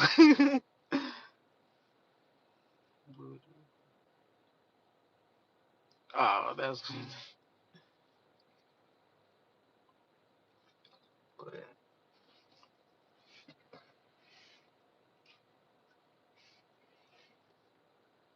you should come to Chicago and try this place called the Flyover. What type of food at the Flyover? Like going to Chicago is easy because we have family still in Indiana. Like her mom and dad and sister and nephew is still in Indiana. I got a son still in Gary. KJ went back to Gary. So my grandma's still there. Like so going back to Chicago ain't an issue. It's just like I don't want to stay there that long. Like I'm telling like every time I go back my stomach be on 10 and it's like what the fuck, man?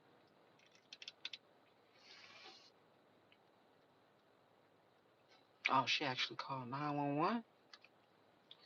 Oh, well, I guess he did his job. He accomplished his goal. Like shit, she thought it was real enough to call the police. I gotta watch it. I'm gonna go back and watch it.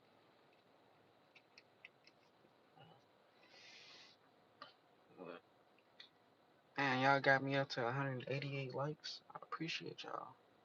Like I said, y'all giving me the strength to keep going.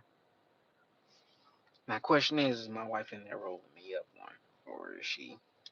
I could have swore I told myself I wasn't gonna smoke on camera for the brand, but I'm a very contradicting person. Like I can tell you that like myself, like I'm one of the most contradicting people ever. But when I say stuff like I don't want to smoke on camera for the brand, it's not because I mean it. Like I would smoke, like I don't give a fuck about the brand or whatnot. Let me not say it like that. But yeah, like sometimes, like when I think about certain things and the audience that I'm trying to connect with, like it's like I don't want to not make the wrong move, because that is never the case. But you don't want to offend people with certain things. Like my cousin, for instance, I didn't think that would offend anybody, but there were people who said something, and let me respect their wishes. But I am a PTSD veteran, so I need that. That's my medicine. That is my medicine. So, and nobody ever had a problem with me smoking. I just didn't think about future promos you could have. I mean, Snoop smoked, and he was on the Olympics. Like, so when you look at people like that, like if you do great, if you are great, it cancels out all the noise and all that other stuff. Woohoo! See, how you gonna bring her in the car? Cause she gonna come right back out. Oh, She not gonna stay in the car. no, I'm saying hi. She set me up. Hi. Y'all asked for Dina. Oh, you said it's a ride. You said nobody likes Snoop. I only said Snoop for the fact that like he's a known smoker and like that didn't stop him from securing any promotional deals. I feel like Snoop is on the level of goddamn P Diddy. Like, not to say I know something that y'all don't know, but I'm just saying on the scale of motherfuckers in the Hollywood industry and y'all been up there for so long, I know you did some shit. Like CJ didn't come up in the industry. He didn't like he was not a rapper. Like he didn't get introduced to motherfucking the fame how all these other people like became famous. Like so, and like I said, I don't know what the fuck goddamn Snoop did, but I do know everybody got skeletons hidden in their closet. I don't. I ain't got no fucking skeletons. Let me not say that. Shit, my kids ain't got no skeletons either. Like so, but people do got skeletons hidden in their closet. And when you're a celebrity, an A-list celebrity, I feel like the only way people let you get that high is if they know they got something on you. So he was on live smoking and driving way back. Gigi, she in the house. She was on the stream yesterday. Like I'm out to smoke, so I ain't gonna have to stay in the house.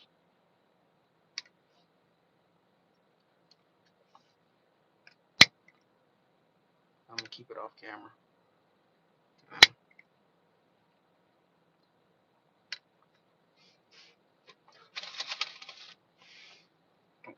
Another daiquiri. Hey, I can definitely drink a daiquiri right now. My mom's quit drinking though, so you don't want to entice her.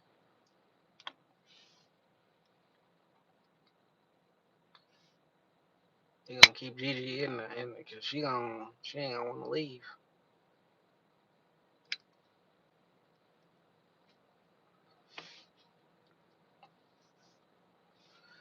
I would definitely take a daiquiri recipe. My wife can make it. She was a bartender. Like she don't do it anymore, but she definitely know how to make drinks. Every time I would make drinks, I would do it, mix it. It would be strong alcohol taste, just like alcohol.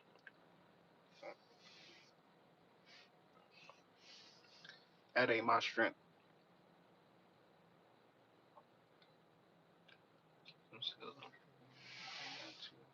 You definitely got to be disciplined if you're gonna be any type of celebrity or have any type of notoriety. You have to stay on the straight and narrow. Me, I got to stay on the straight and narrow. Even though I'm not CJ, I'm not the famous one. I can't be out here fucking up. Like I gotta worry about being exposed. Not, it ain't even about being worried, cause I'm not doing shit. It's not. I don't have to stop myself from doing anything. I don't have any hitting impulses that I have to hide from the world. Like so I fix myself so I don't have to worry about that. But these celebrities, as you can see, a lot of them they don't have that. You gonna probably have to send it to me on Instagram because I ain't got no pen or paper in here. Um,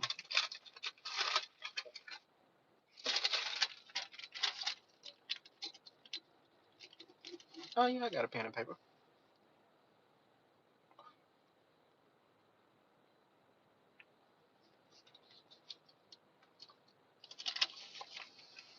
But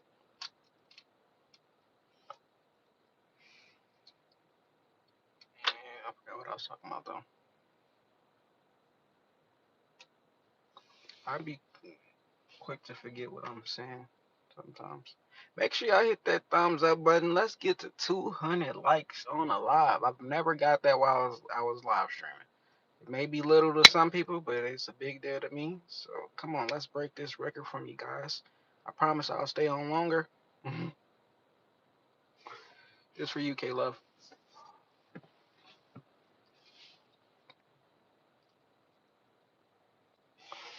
You said they also got to stay away from these negative gimmicks they be trying to get them to do. Yeah, and a lot of times when a person is a celebrity, the people around them, the handlers, they try to trick them into doing shit. Like, so not only do you have to be prepared and like ready for the darkness and the demons in that type of entertainment industry. That's why I've been hesitant to be, because what I really want to do, and I'm pretty sure I said this on live before, is I want to be in the movie industry. I want to make movies. I don't need to star in the movies. I don't need to be an actor. I want to make movies. I want to produce movies. Like, that's what I really want to do. And the fact that they're bringing it to Vegas, it's like, oh, perfect for me. I really get to do what I want to do. And I'm not trying like to be no A-list actor. Like what the fuck? I could care less about being a star. I know how that shit work. I know it comes with a lot of fucking hate. And once again, excuse my French because I don't want none of y'all to leave me because I'm like cussing a lot. But thank y'all for letting me get to 205 likes. I really love you. I really love you guys. We at 206, so thank y'all for the movie. I have no idea. You just need to. Man, I know people in Hollywood. I know one person in Hollywood who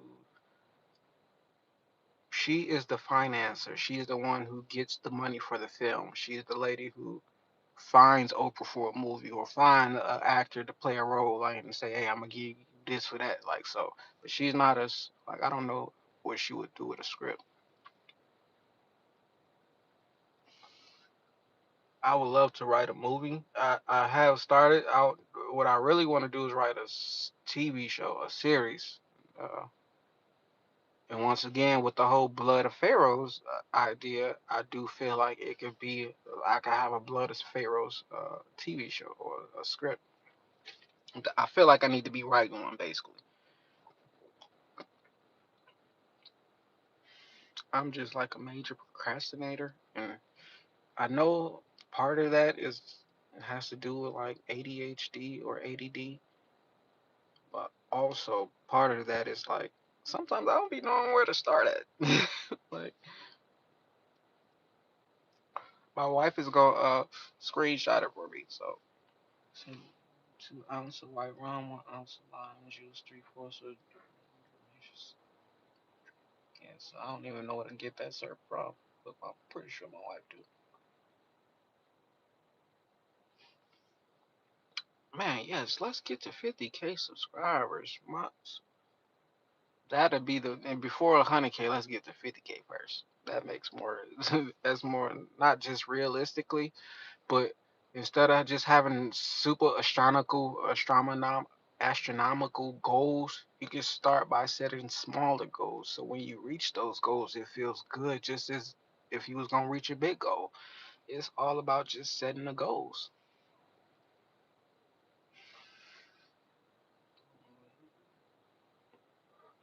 I have StreamYard, but do people is StreamYard like a Kick or YouTube where you can watch other people's content on? I thought StreamYard was like something that you use like to stream different uh things like YouTube and TikTok together and shit like that. I do write my ideas down and my thoughts. I put them in my notes. I don't write them down. I put them in my notes. So I have notes written down, but nothing is put together. Like I don't have a location. I don't have a storyline. Basically, that's what I really need is a storyline. I feel like the characters would be the easiest to create. Uh, who I would want to use as far as like, see, I can't give away too much because I don't need nobody writing my own movie before I do. And that's how Hollywood is. You can't tell a person like, who said they had the movie? Uh, who said they had the movie?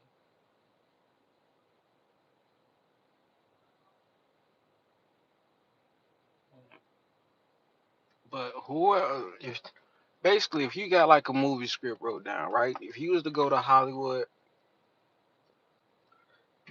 before you show somebody that script, you need to have them copyrighted. You need to have like your name all on the papers of the script. Like you need to make sure that if you, don't nobody steal your shit, because people will steal your idea and will give you zero credit. You will get no money from it, and because you opened your mouth and they the ones who was in a position to do something, they thought it was a great idea, and you just lost out on it. Like so.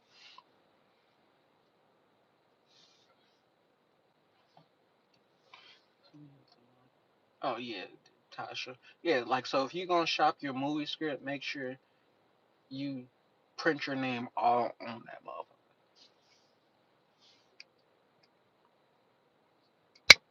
Make sure you got them written down on oh well, not written down, but on the computer, on paper, like multiple copies. Like so, you know,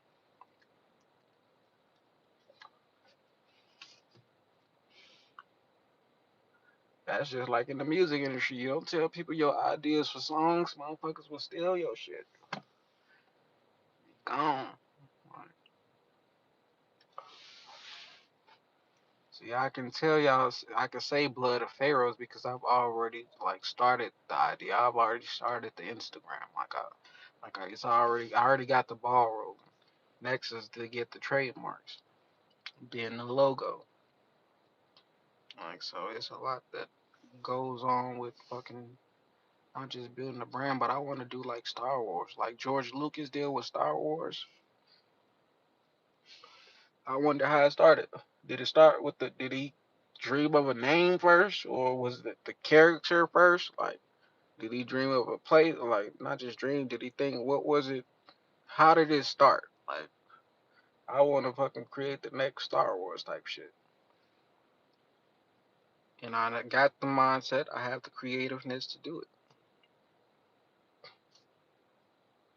Mhm. But I know one thing about me and what I like, the world doesn't like. That's what I hate. I hate that the things that I like and the things that I think are interesting in entertainment, the world be like, it ain't it. Like, I don't like the popular shit type shit. Like, but some popular shit is cool. But overall, I don't like trend shit. Like, I don't like following trends. I would want to create the trend, but motherfuckers don't like this shit. I mean, now, honestly, let me take that back. People don't like when I do positive stuff. Like the positive shit don't work. If I was to create a drama filled, some drama filled, dramatic shit, I know it'll go.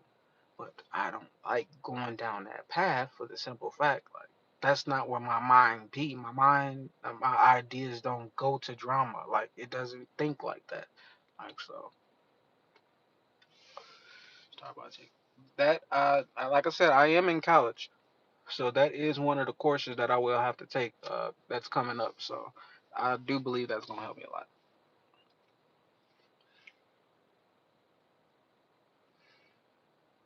Daisy.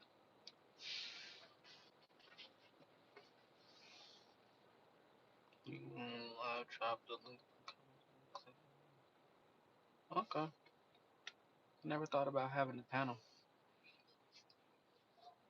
As y'all, I've been like so goddamn independent, like on like a solo journey. Like it's hard for me to let people in. Like it's hard for me to, yeah, it's hard for me to let people in. Like, cause I seen how my family been done. I seen how I've been done.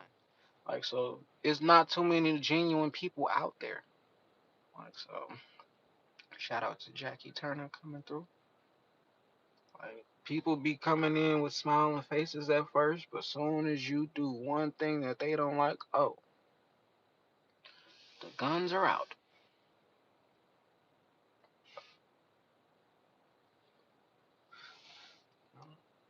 Prayers are important. You right about that.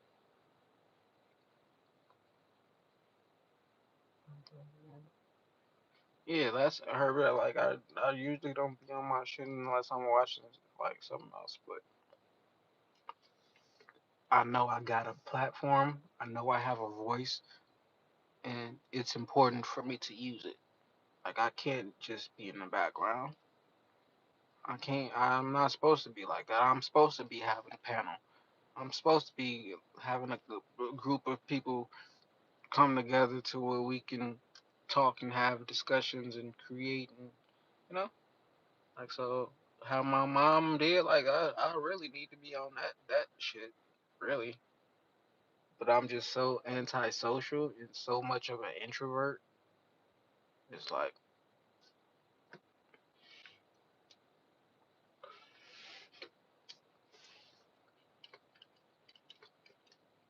I guess only time will tell shit. Like, but I don't feel like it's an issue. That's why I haven't really like made no uh moves to change that how I am because I don't see that it's been a problem.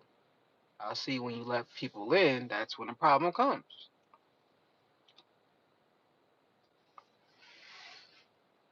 But I could easily fucking just not read comments type shit. Like just do it, put shit out there, or not read comments.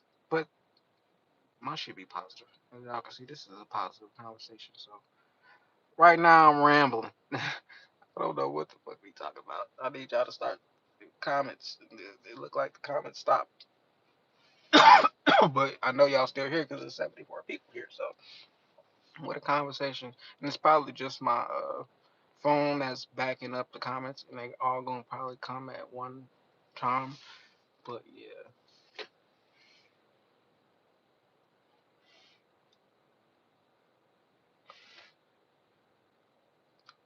I don't think I quit smoking for a week this year, and it was because I was sick. I think I had COVID, so I stopped smoking for like no, it was like 2 weeks, but it went into like last year where I had stopped smoking in like a week and a half of this year. But see, so the comments did stop. Yeah, I know it wasn't true.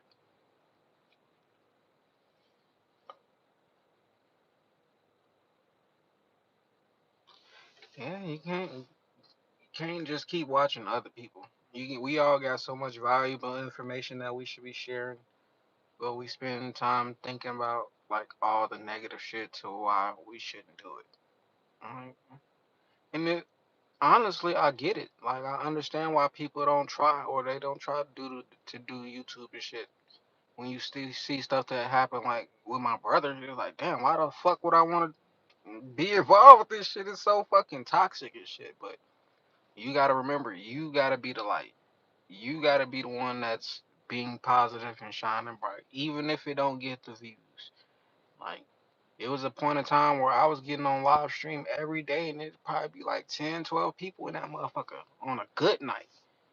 Like so, for me to be here, 63 people in, and at a point in time it was over 100 people in. Like yeah, like eventually, your people will find you. Like so,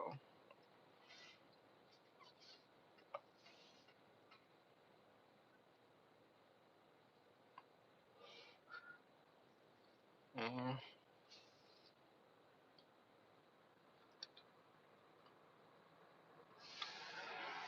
Man, Kevin, like I said, this is an insecure man who's changed his height. Pretty sure he fixed his teeth, changed his body. That man probably even went on to change his penis size. I don't know. Like, but for you to be like, that's like a woman who keeps getting plastic surgery. You know you don't love yourself. That's like fucking Lil Kim. Like we know she don't love herself. So for him to try to tear another person down, yes, it's reflected. What he goes through on the inside is reflected on the outside. How he's trying to tear my brother down, how he's trying to change himself. Like, bruh, you gotta go out the country. You gotta pay for pussy, bro. Like you have to. Ain't no girl just going around you because she likes your personality. She wants to be genuinely be around you. He don't have genuine people around him. Like, and it shows. Like, so I don't care. I don't give a fuck what he say about CJ. In all the years you known him, of course you experienced something around that man. And you like, oh, I ain't. Yeah, that was foul. I'm gonna keep that in the chamber for a time like this. Like, nigga, what the fuck? If you ain't said nothing when it happened, my grandma used to say, like, if you try to tell on your sibling for something that happened so long ago, I ain't trying to hear that. Now, this ain't no sexual assault case we talking about. We talking about another man trying to expose another man because you are insecure about yourself. Because he made you feel a way when he was up. Like he made you feel less than, and it wasn't because he tried to. Motherfuckers get insecure because they just see you look better than them. They're like, what the fuck? They see you got some money. They see that people love you. They see that you got something, and they want it. Like so, I don't care. Like what? I don't care. Like at the end of the day, what the fuck? Like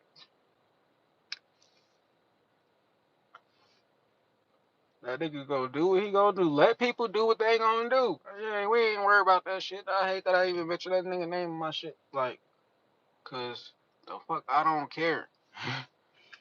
Like I don't care. I know what y'all trying to do. I see the move. Like I seen the. Like I see. I see clear what the motherfuckers is trying to do.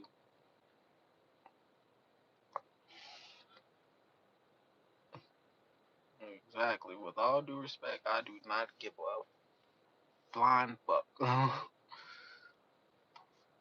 And that's just how it's gonna continue to be. I don't care what people say on the internet. The only reason I'm here is because of my brother. I can't let just slander go on. Like, come on now. Once again, back to the facts. The CJ on the back was because he let y'all know, no, royalty in your mama. These kids are ashy, and it wasn't just on her back, man. He put CJ on everybody. Saying get some lotion. They need. I wish my wife, and she was making her moisturizers and lotions at the time. I wish she had a gave it up. Let him, but that wasn't the case. Like royalty really wasn't fucking with my wife. Like so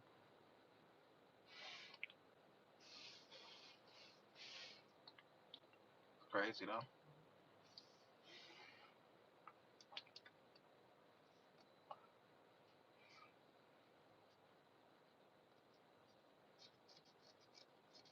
Come on now, you all gotta think about this. If all of us was everybody was famous and everybody we ever came across was famous as well, how many enemies would you have? How many people would you have trying to throw dirt on your name, trying to make you look bad, like out of pure jealousy, out of pure fucking insecurities? Cause Bandman Kevo says it was a time where CJ backed up off of him because he was going through something. Why didn't you just back up off the situation? Why you gotta throw your 2 cents in there? Nobody asked Bandman Kevo. And once again, he said this started because CJ said something about him first. No, y'all went on no jumper talking about CJ first. Like, for no apparent reason, the conversation started off with them niggas trying to expose CJ. Like, so it's clear, like, the hate been there.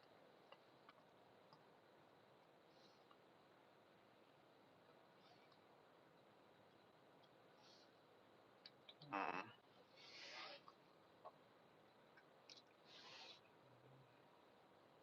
You definitely gotta have tough skin. You definitely gotta have it.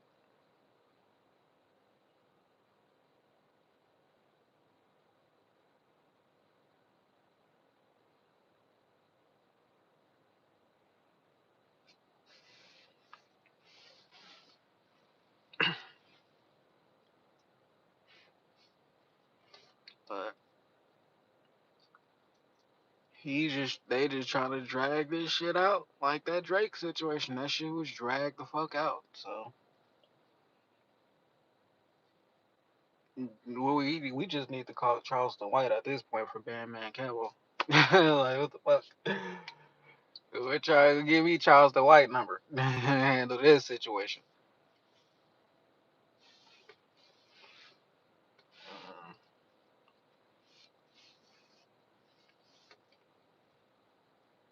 Yeah, I feel like I done ran out of words, y'all. Just seen the trolls coming back in here. Y'all got them up out of here, but I did see it.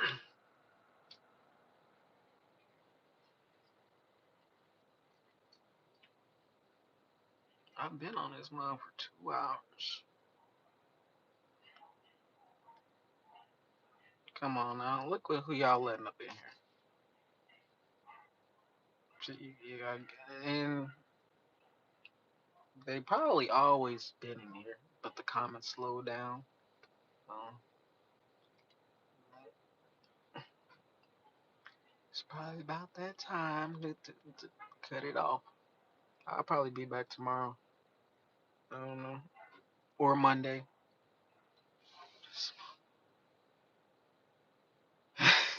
Yeah, that's rare that that happens. Usually, I mean, I'm pretty sure I got a lot to say. It just got to come back up. Like the words just got to come back. The conversation got to come back. It's like a roller coaster, up and down, up and down, up and down.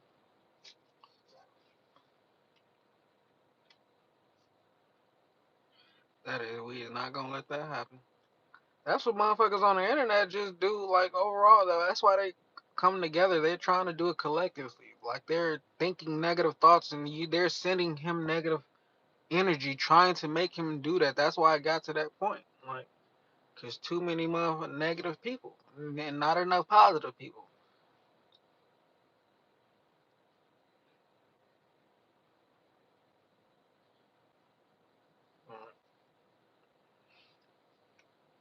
That's the world we live in.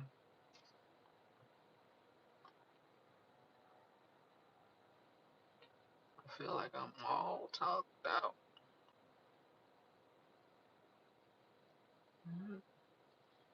Military train. We all like, y'all gotta understand how we came up. Like we even though I don't like the fame shit, it was like I was built for it. How my Gigi, my grandmother raised us, how CJ was his whole life. It was like I was basically trained to be in this position, but it's just something I didn't want because I know what it come with. Like I don't be, even though I can cut my phone off. And here's the trick to it, all the bullshit. Cut your phone off. Once you cut your phone off, none of that shit matter. Like all this shit is dead, done. Once my cut this shit off, like I don't have to think about this. Most people they cut their phone, no, they never cut their phone off. They never put their phone out their hand, for one. But then they never block the thoughts, the negative thoughts that they be thinking. They just let them fucking run. And they operate their life off their thoughts. Whole time you should be blocking the negative thoughts. You should be fucking controlling how you're thinking. You should only be filling your mind with your goals and the things that you want in life. You shouldn't be thinking about the past. You shouldn't be worried about a motherfucking thing. People should not worry at all. There should be no such thing as worry. have you ever worried about something and it actually happened how you worried about it? No. Like that's an illusion. Like so I have no worries about nothing. I don't worry. I can't. Life is too good for me. Like I've been but the position I'm in life is so much of a blessing that only thing that I can do is be grateful for where I'm at and what I have. Like, and that's the only thing I continue to do is like give thanks. Like, cause I'm a blessed person. And like I said, I didn't even try to get famous. Most people want that. Most people just wish they can have some type of clout. I mean, fame or clout. Like they, if I just, the world knew me before I just had to knew this person. Like, no, that's not how it works. It's just like money. That shit is a facade. It's fake. You can, no matter how much money you get, depression is real. There's so many rich billionaires that off themselves and they got it all. Cause money ain't the answer. Money ain't the answer. Fame ain't the answer. Like none of that. Material shit, jewelry, clothes, none of that is the answer. Driving Lamborghinis and traveling the world, yes, that's cool for the experience. But that ain't the answer to life. Like, and I ain't even getting on no religious shit. I'm not even talking about getting into heaven. Like, I'm talking about having heaven on earth. Like, I got love, genuine, real, genuine love in my house. I have nothing but peace in my house. There is no stress. There is no worries. There is no my lights is off. My kids is hungry. Are we starving? Like I don't know where my next meal is gonna come from. No, there's none of that. Like so, I'm so up and I'm so blessed, and I know where I came from. Like to that's just like the cherry on top. Like so, I don't be getting on here because I don't have to. Like I don't have to deal with like people. I don't have to like get on here and see like trolls come in for no apparent reason, knowing I'm just being positive. Like, how could a troll come in and troll with negativity and you hearing positive shit? Like, so I don't be on here because it's like I don't gotta deal with this. Like, what the fuck? This is oh my goodness, the Matrix. And I ain't even saying I'm fucking Neo. Like I don't even want to fight. Like I don't even want to be in the battle. Like I don't care about y'all. I ain't trying to save nobody. Y'all could all die today and I wouldn't give a damn. Like and that's me just being who I am because I don't know y'all personally. Yeah, but honestly, let me take that back cuz uh let me go right. Let's go up. Let me be very specific for what I'm saying because it's one person who it's not fuck you to and it's not fuck you to a lot of y'all, but I just need to make this clear because they did donate $20, and like that's a blessing. So gotta make sure I give thanks once again, and I'm ashamed because my mom did donate, so let me not forget about you. But it was Cali Boy Vlogs that did donate to this channel, like so. Those two people, but if they was to die, I will feel some type of way. But overall, the type of person who I am, I don't care. I don't. I'm so introverted and so solo. Like, bro, wow, I don't need this shit. Like, so I know I'll be getting off the script. See, I knew I had something left in me, but it wasn't really what people wanted. Like, I could have got out this stream like a long time ago and saved some words, but no. But yeah, I'm thirsty. That I am. I am thirsty as a motherfucker. But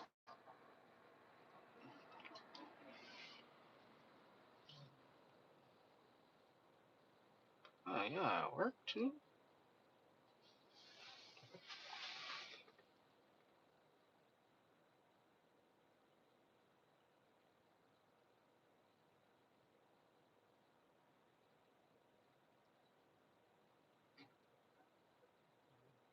I'm just reading the comments because I was talking. I wasn't looking.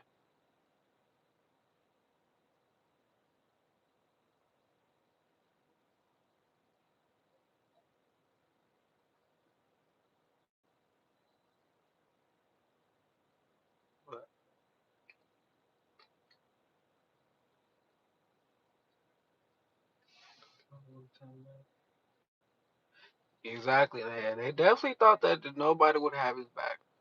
And because I'm not a person that's active on social media, on YouTube, it was easily for them to think like, yeah, he don't got nobody to like speak for him, or even though he don't need nobody to speak for him, CJ is the man. Like when he speaks, like I don't need to say nothing. It's like when the king speaks, like what, who else need to say something after him? Like, but I do feel like my word is meaningful. It need I do need to speak at times. I just don't need to be on here every day. Like so, it's cool to come kick it with a couple hundred people or 100 or some people at a time like that. When you think about that type of shit, like what 100 people in a live listening to me speak, even though it's like 48 people now. Even now, 48 people are here listening to me speak. My anxiety, like if I was to let my anxiety fucking get to me, it'd be like get off the line right now. Like, bro, if y'all was here in person, I wouldn't be talking to y'all for over 2 hours. I promise, I wouldn't. Three people, maybe I'll talk to you for 30 minutes, if that.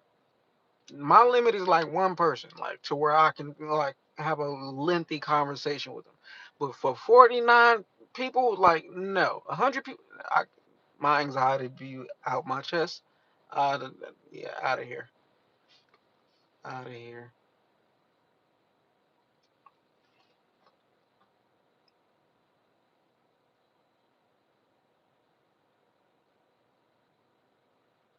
See, now I gotta make sure I'm deleting stuff because this nigga said, "Do I floss with a jump rope? Like my gap ain't handsome." I'm like, what the fuck? Like, I am handsome. What the fuck? Like, I'm supposed to feel some type of way because you talk about my teeth? What the? I've never had an issue with getting females. Like, I've never had an issue with having women. Like, so for another male, I don't know who the hell that was talk about my teeth, but like, that's an insecure person and they're trying to project how they feel on the inside on me. I don't know what they're insecure about, but I bet you they have insecurities. People who are trolls are the biggest, like they are the people who have the biggest insecurities and they hate themselves the most. So they want you to feel like them. And honestly, they're undercover lovers. Because why else would you be here on my live listening to me? It's funny though. Last night I had a dream, and I do have this dream quite often to where I'm spitting out my teeth. I'm spitting out everything in my mouth basically. And I have that. I don't know why I have that dream a lot. I did do like dream interpretations, but that still don't. I still haven't satisfied me. But people talk about my teeth. It's probably what I don't know, but I love my teeth. As you see, I don't have braces. I could have easily got braces. I probably don't got the money to go to ball out on like change my whole teeth. But I could if I wanted to, I can get a plan at the dentist to where I paid $100 a month to try to fix my teeth. But I love my teeth. My daughters have gaps, so it's like, what the fuck? Why would I be insecure about how I look when I know I got these girls in the house and I gotta make sure that they know that they beautiful, that they don't have no flaws. I'm like, what the fuck?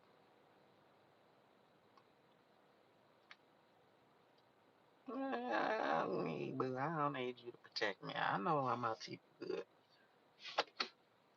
but I could either, if I wanted to, I could get myself braces. But what the fuck? What do I look like? I'm handsome. Like I would never trade. Like I would never turn on myself. I had a chance to get braces in the military where they paid for it.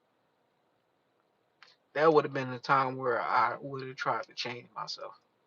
Like when I was in my teenage years, early 20s, that's when I was very insecure about myself. But me as a 34-year-old man, what? I have no insecure. What? I'm the perfect man. I'm Mr. Perfect. You can't tell me otherwise. I don't care. I don't care who you are. You could be Bandman Kevo and got millions of dollars in the bank account. You're not better than me. Like, I don't care what you got. Like, you really do. That shit don't mean not a thing to me. Like, it don't matter. Money is an illusion. I keep saying that shit. It is an illusion. I promise you. My relationship with money is so how can I say this? I have a great relationship with money basically.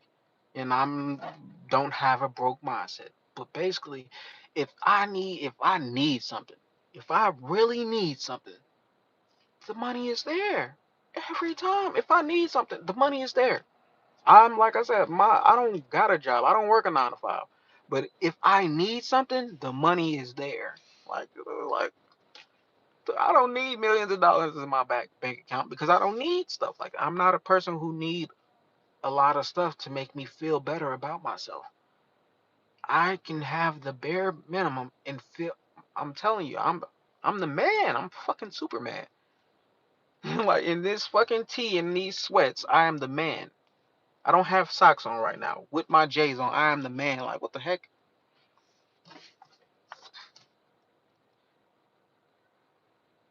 Shout out to you, Olivia. We doing good. Me and the family is great.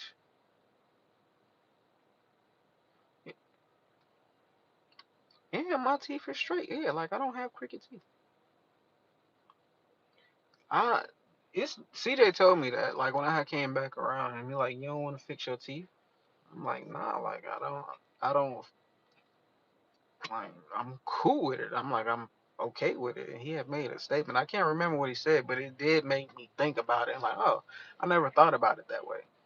But I feel like it's a like my children have gaps. Like my daughters got it and they're so beautiful with them. I'm like I don't need it. Like I don't need to fix my teeth. Now, if my teeth start falling out like they do in my dream, then I will get dentures. Like I promise. So as soon as if one of these motherfuckers fall out, I will not be walking around here talking to y'all. I promise you, I will get some fake teeth quick. Now that's a different goddamn conversation. But as far as this, like what's in my mouth now, I'm good to go. Like so, it ain't work. I just got a problem like with the motherfuckers falling out my mouth. Goddamn, at least once a month in my dream, and it's be so fucking terrible. I hate it so much because that would be the whole dream would be about. At first, it come like start with like spitting the teeth out. Then it seemed like it be shit in my mouth, like the gums. Like I don't know. I can't explain it. I really can't explain it. I've had these dreams my whole life. Like my since a child, I had these dreams. So my life has. I've never put. It's never been a connection to where I had that dream and like there was a negative repercussion in my life. So I is not connected with nothing negative. Like it is I don't connect it with nothing negative. Like so. But in one of my past lives, I did have like issues with my teeth to where like before I died, like I had like it was like some type of gum disease where like my basically I lost my teeth. So it could be a like past life stuff, or it could be the future as I get as an old man, my teeth might start falling out. But who knows?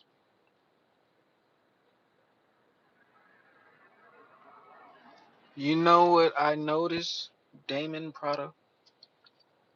I watch like golf and I watch like F1, right? These sports are like top tier, like sports for rich people. And I watch the documentaries on these things. These rich billionaires, their teeth are how they were, like how they are. They're crooked. Some people's teeth are like kind of yellowish, but they don't change their mouth. Like they don't touch their teeth. Like I don't. And I've seen this after I've came into the conclusion like, oh, I love how I look. I'm not insecure about how I am no more. Because I used to be super insecure about my teeth. That's for the longest as a kid. I didn't talk a lot because I didn't want people to judge me off that. But when I had my awakening, I started having epiphanies that I was too insecure about a lot of things that I was born with. I started looking at life different. I'm like, yeah, it's no point. Like, so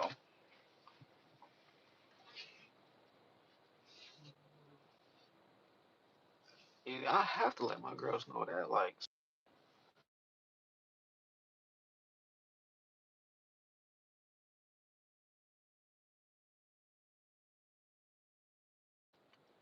but I feel like if I was to like change my teeth, I would look different. And not to say in a bad way or anything, but like overall, like I'm cool with how I look. Like for real, this is a signature look. Like this is my signature. Growing up, people like my teeth stood out like all the time. Like and not in a negative, never in a negative way. Even though I was insecure as a kid about my teeth, it was because people would always get joked on about something. Like, and I knew my teeth could be potentially a target. Like, cause it would happen with my like siblings and stuff. Like, so it was like I know, like, shit. If I just open my mouth and joke on somebody else, I'm an easy target. So I didn't make myself an easy target, basically. But yeah, I'm definitely not ashamed of my face. I gotta understand. Like I know that I'm handsome. Like like you can't tell me I'm ugly. I don't care what female. Like so, even though I am married to the woman that I want. Like so, I got the girl that I wanted. Like, so you can't tell me I'm ugly. I got beautiful kids. You can't tell me I'm ugly. Like what the fuck? I like know for a fact. Like my name is Kenneth, and if you research it right now, research what the name Kenneth means. It means handsome. I'm like you can't play with like this is not made up. Like yeah, so you sound like your brother. Facts, named Damon Prada. Like yeah, I gotta have this mentality because it's a lot of people who are insecure about themselves and they change everything about it that they can, and they still be feeling some type of way about themselves. Dreams.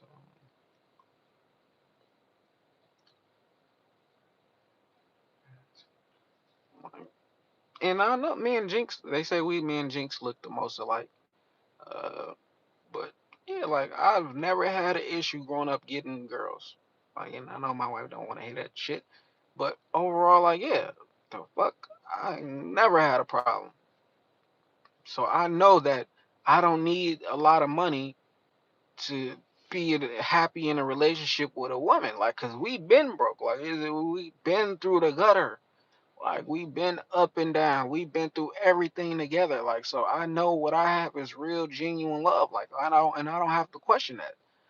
Can a lot of other people do have that have that luxury? No, they don't. Uh, Thank you, critical thinker. But I definitely love myself. And I know who I am. A lot of people don't know who they are. Like so, like I'm the man. Like I'm really him. Like that's the best way I could explain it. Like shit. Like I know I'm that guy.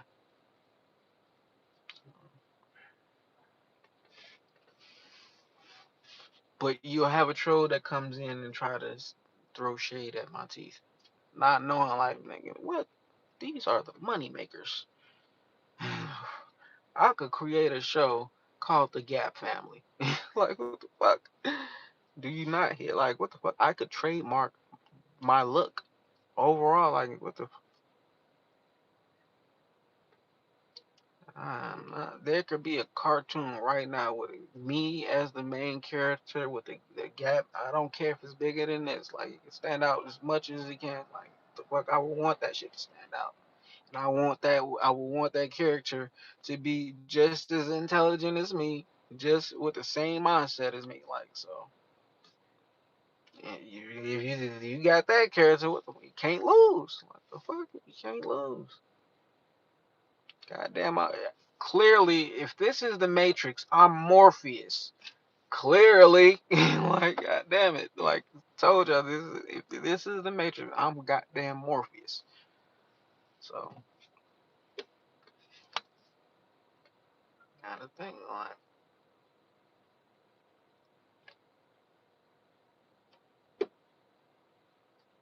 I see when I be feeling like I'm running out of words to say, it be like I said, a roller coaster. It just be like a little pit stop to where it's kind of slow down. But one thing, one person, one word, or one sentence, and it'll get it back going. And it took a troll. It was messed up about it though, and I hate to say it, but it took that troll to say that about my teeth for me to go on this rant. So I thank you for that person. I don't know if they still here, but I know they got deleted, so they probably didn't want to stick around. But thank you for that. Like, sometimes that's what is needed to get it going. Like, you may need a little bit of negativity to get the conversation started. Like, so, but the conversation ain't gotta stay on no negative stuff. I ain't have to keep the conversation on the troller. Like, he's a nobody. Like, so,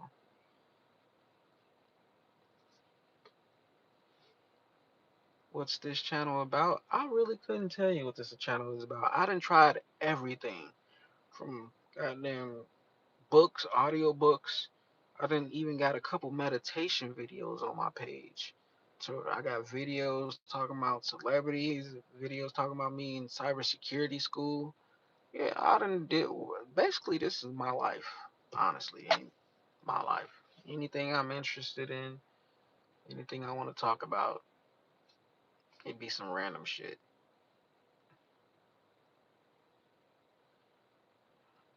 The truth is revealed. The truth is already revealed.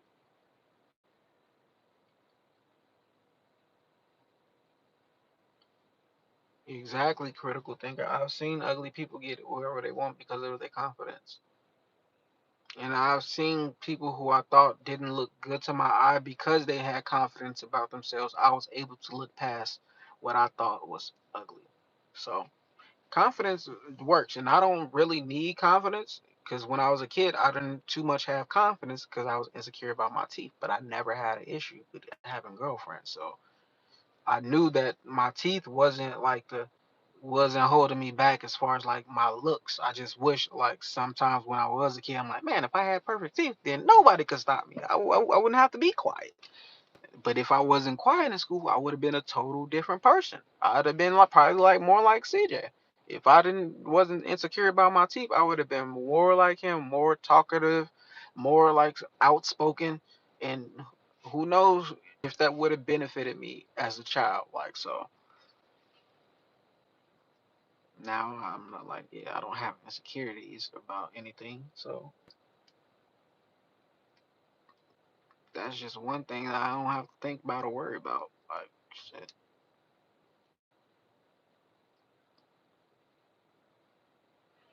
Yeah, my mom has a gap, but who cares? Nah, I used to always like wonder, like, man, why is my gap like my mama? Like when I was a kid, I used to hate that. Like, yeah, I look like her and I look handsome, like I look good, but why I gotta have a gap too? Like I used to like question, and then I had this mole on my ear that I got uh, surgery on in the Marines on my first deployment. I got it cut off. It was a little mole. It's kind of like stuck out like that. That I was very insecure about that, but I couldn't cover that one up. Like so, I could close my mouth, but I couldn't cover or hide the fact that I had a mole sticking out my head. And people will always ask me, "Hey, what is that thing? What is that?" Like so, that's how I was more popular growing up because people not only knew me as CJ little brother, but I had this little mole on my ear that stood out, and like, everybody fucking asked me about it. Like so.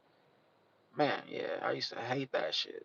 Like, and my mom had a little one on her ear too, but mom's was bigger. So I'm like, I felt like she cursed me, honestly. When I look back on my life, I used to think my mama cursed me. Cause none of my other siblings had the mole. Shayna had a gap. Mimi had a gap, but hers wasn't as big as mine. CJ's his side, his wasn't as bad. Like I didn't feel like he needed to get fix his teeth. I thought he was good. Like honestly, me thinking got that surgery, I'm like, you messing up your teeth for nothing. Like, so,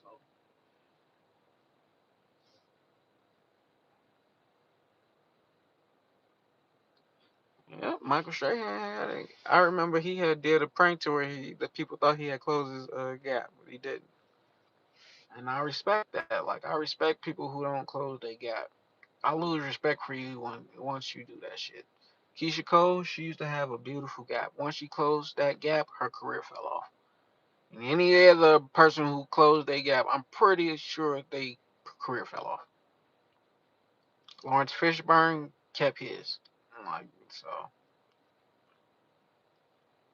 And then a lot of people have gaps. They're just not that like noticeable. Like they're just not that big like mine. Like, but I feel like this is what sets me apart.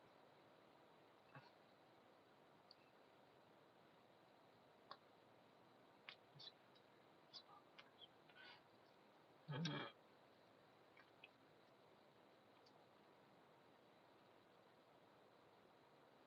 But oh yeah, I definitely can see ugly people's spirits though. I can see spirits. I could see people's spirits on them like so.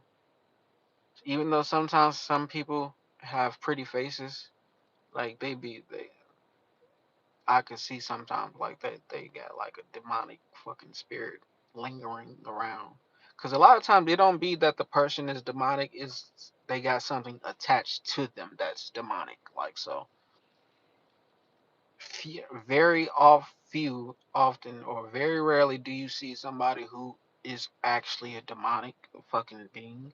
And I do kind of feel like we let uh, some of those type of people get involved in our family, and yeah, it's kind of fucking sad.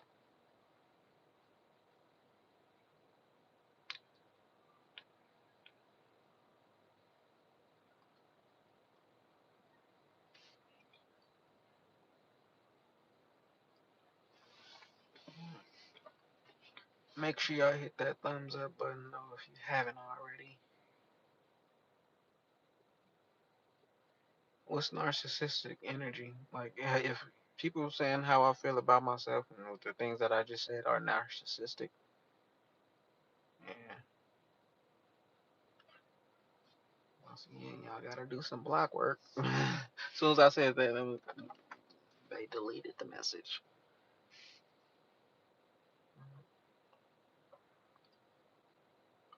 Mm.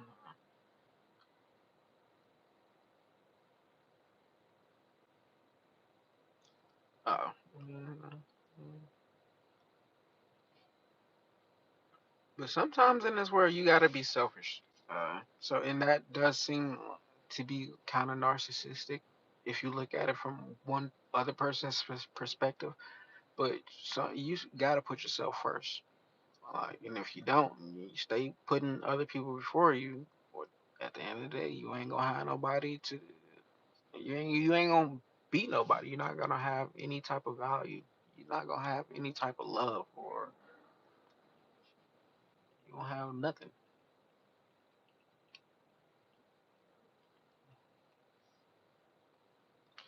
Yeah, a lot of people don't know what self love is. Like they don't even. I started a new routine in the morning, and I got my girls to do it as well. And I start off by brushing my teeth with my opposite hand. So I'm right-handed, so I brush my teeth left-handed.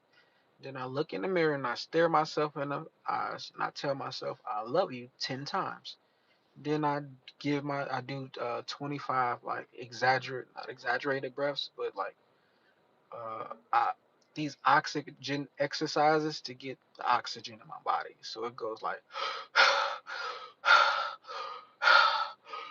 so I do that 25 times. So I do brush my teeth with the left hand, tell myself I love you 10 times, and then the 25 exaggerated breaths.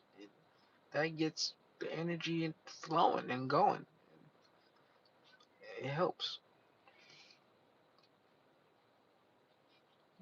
It's a lot of things that I've tried in my life that I know help, and I think that's why my life is in the way it goes the way it goes because I've did so many self-help exercises that is like cause I was in a bad space at one time where nothing in life was going right. So it feels like I jumped timelines. Like I was doing time exercises, mental exercises to help me jump into different mindsets. And when I say different timelines, I say this on a spiritual level to where like let's say there's a parallel universe out there of you doing everything you want to do or the perfect you. There's a parallel universe of you being the perfect you. Whatever you see that as, whatever you feel that is, just imagine that, right?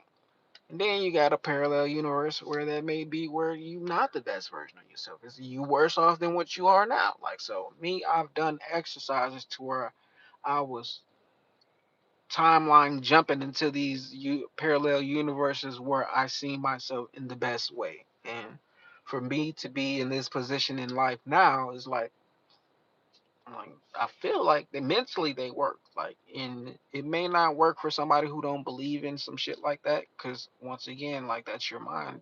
Like, but me, like, yeah, things work for me. Said this could be a good video. I was gonna do that. I was gonna cut some shorts into this, but I was using this app. I don't know if I should be promoting them because they not sponsoring my video, but it's called Captions, where like I put the link share the link from my video to this app and it cuts up shorts. So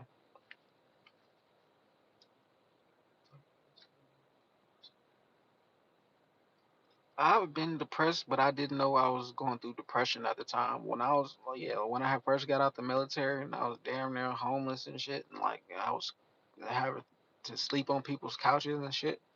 I was very depressed. Like I was in a relationship that I didn't want to be in, but I didn't realize I was going through depression. Like so, but once I got away from that, I felt weight lifted off my shoulders. I felt free. So I'm like, okay, that's what that was. Like, yeah, I was definitely depressed. Just didn't know what the fuck it was because as a black kid growing up in the hood, ain't no such thing as depression. And like so, I probably experienced depression a million times before that, but just didn't know what the fuck it was. Like so. I definitely I always had anxiety. Like I always had anxiety. Like I was plagued by that anxiety attacks. But I was never overwhelmed by that to where I had to go to the hospital. I was just my heart to get the fucking jumping. But usually I have anxiety fucking attacks when I knew I was about to get a whooping. Like the nervous when my grandma used to pull into the driveway when I was a kid and I knew my Gigi was gonna tell on her for something we did and when I knew it was all gonna get a whooping. I hold my hand out, that mug start shaking, my chest would get the thumping, and every time that would happen, I knew my ass was getting whooped. Like so, as I became an adult and I would get these anxiety attacks, it would take me back to when I was a little boy getting in trouble. So I'm like, yeah, I don't want that feeling no more. Like the weed helps me with that. Like I don't have too many anxiety attacks, but yeah, it was a lot of stuff that was going on with me as a child that I didn't understand what it was until I was an adult. And I'm like, oh shit, I had so many mental health problems that I didn't know that I was dealing with. Like once again, it takes you back to when I was sexually assaulted by like a teenage girl when I was like 3 or 4. Like I had to go see a psychic about this. Like this was in 2018. I'm living in a guest house. I never told nobody this. I went to a psychic because I felt like I wasn't manifesting the life that I wanted. Like I felt like CJ and Jinx was getting everything they wanted, but yet I was stuck in a guest house, not getting nothing I wanted. So I'm like, what is the issue? All right. So I go see this like, well, I didn't go see him. I called them. I'm living in the guest house, and he tells me to do this meditation practice, or not practice. He tells me to do this meditation exercise on the phone to where like loosen up my body, take some deep breaths, then I visualized myself going down this hallway with all the memories from the present moment to the past. So I did this meditation exercise, did what he told me to do. And then he told me to tell him my life story, basically from the first memory that I can remember. Go from there. And like what happened was like the first thing that I remember was like the police coming to the house. Like one of the first memories I remember was like the police coming to my mom and dad's house, and they was taking us out the house and they was putting me in the back seat. Like I don't remember how old I was at that time, but that was my first introduction into like me remembering some shit. Like so, and then it went on to like when I was about 3 or 4, and I'm living with my grandma's best friend at the time, and she has a daughter who would come into the bedroom every night and like basically sexually assault me. Like so, he was like, okay, I finally he was like, I finally understand why you got. There's been this darkness around you, and he was basically saying the lady who had sexually assaulted me put like a demon had attached itself to me through her, and not only was it making me overly sexualized like where I was always wanting sex, but I couldn't like stay faithful to like one woman. Like I always wanted multiple women. Like and to this day poly is still in the air. Like no, I'm just playing, but still, like back to the conversation I had once I and then once I found that out, clearly I started diving more into spirituality to how to protect myself from this and how to cleanse myself from this. So that's where when I first uh, exposed what she did to me to her, like I DM'd her. She was friends with me on Facebook for years. Like I do everything was all cool. I never said nothing. Never, cause in my head when I was going through it, like honestly, it felt good to me. I'm not going. I'm a this is a 3-year-old boy, and I don't know what the fuck she was doing, but like at the time, like I didn't see nothing wrong with it. But when I became an adult, I realized, oh shit, what she did was she's molested me. She sexually assault. That's not supposed to happen. Like you're not supposed to do that to a kid. I don't care how I felt as a kid. That's not supposed to you. No. Like so, I felt free once I reached out to her and like I asked her why she did that to me. And when she was like, "Why'd you bring that up?" I thought that was odd. I thought I kind of expected like an apology, but she was more defensive. But either way, I still felt free from like just confronting her. Like so, after like I had that conversation with that psychic, and I started doing self-help practices, different meditate. I was meditating every day, y'all. Like every day. You can ask my wife. I was meditating at the guest house every single day, trying to like manifest my own best life. Like I had plans for a multi-million dollar mansion, uh 3 Teslas. Man, I had so many plans and so many goals and shit. Like based off what CJ and Jinx had for themselves. I didn't understand. Like I thought that shit was just gonna come overnight. That's why I went to go see the psychic. Cause I'm like, the law of attraction is supposed to happen quick. But nothing is happening quick for me. So I clearly something is wrong. But that wasn't the case. That's not how life works. Even once I did the healing part, I still didn't get the mansion. I still didn't get the Teslas. Or it was so many times where I could have got a Tesla. Before this car here, I could have got me a Tesla, but it was like that's not the goal no more. I need something that's gonna fit my family and it's worth it. So, but my goals changed over time as I began to learn who I was, and as I realized all that material shit, it really don't matter. It really don't mean nothing. Just when you got a big house, it's just more cleaning. And I got kids. These kids are junky. Like my kids are messy. They don't clean after themselves. I gotta do the cleaning. Like so for me to have a mansion, like it would be hell for me.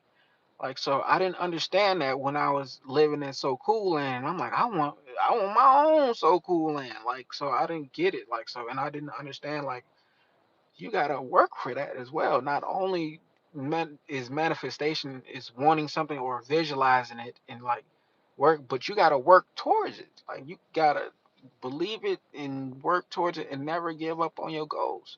And don't tell other people what you got planned, because they're gonna put their 2 cents. They're gonna throw their doubt in. They're gonna throw their negative projections on you. Like so, Yeah, healing is such a blessing. It really is. It really is.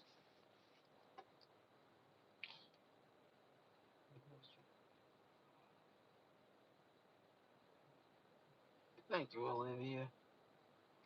But I had to go through what I had to go through because of to make me who I am today. Uh, Sip of my tea. When you said, are you sorry I went through that?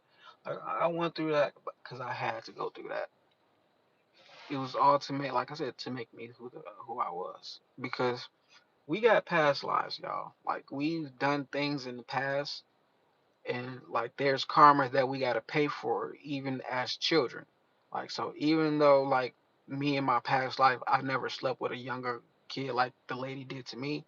I used to manipulate women. I used to use women. I was a musician and I would use women for their houses. I would honestly I would pick the ugly women, honestly, because I would play at these bars and these clubs where on Saturday everybody having fun drinking, and I will always find somebody who I can go home with that night to basically get me to the next city. Like so, I would use so many women, and I left so many women hanging. Like what that woman did to me as a child, it was basically my karma for like what the fuck, how I was treating people. Like so, I had to go through that because I had to clear that karma. Like so, and she now that lady gonna have some karma because of what she did. Like she shouldn't have did it, but because she participated in that act, now there's karma on her behalf. Like so. I don't think I watched his video from 5 days ago. I don't watch CD on 32 videos. I watched one and I didn't like what he was saying. It was the video when he was saying squashing the beef with CJ or maybe or something like that. That's the only one I seen and I didn't watch the whole video. And I didn't watch nothing else.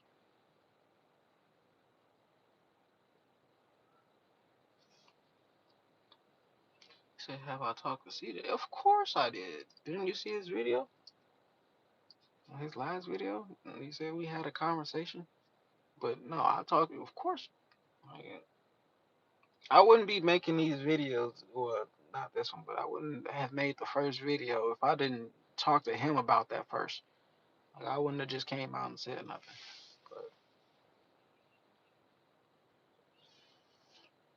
and it wasn't like because he needed to tell me to say something. It was like, nah, I just want to make sure. Like, and he the one who like mentioned it first. He's like, I need people to like to speak on my behalf. I'm like, okay, like yeah, this is what I should do then. Like, cause I already was thinking like I need to say something because I didn't know if he was gonna make a video or not.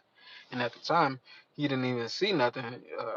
So I don't know if I was the first person to call him, but I know my mama and my sister called me about royalty video, and I'm like, okay, let me call him to see, and then just went from there.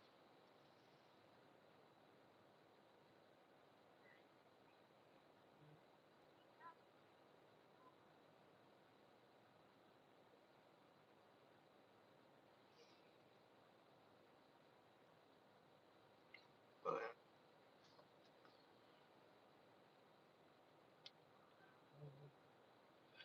yeah, like them type of people. That's why like I'm s- I don't I'm solo. I seen that he was a snake from the jump. Like I felt like the only reason he was coming around my brother is because like CJ was spending money with him.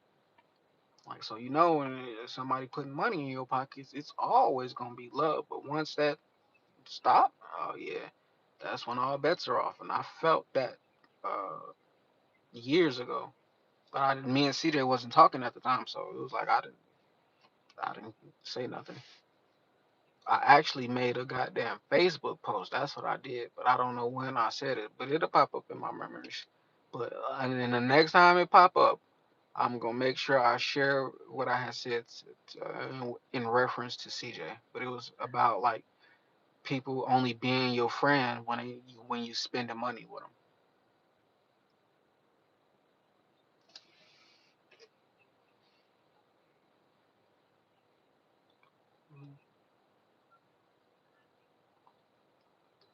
I'm in Vegas. I was Nevada. That's the state. Vegas is the city. I ain't ever left since I left So Cool Land. I ain't ever left Vegas. I stay here.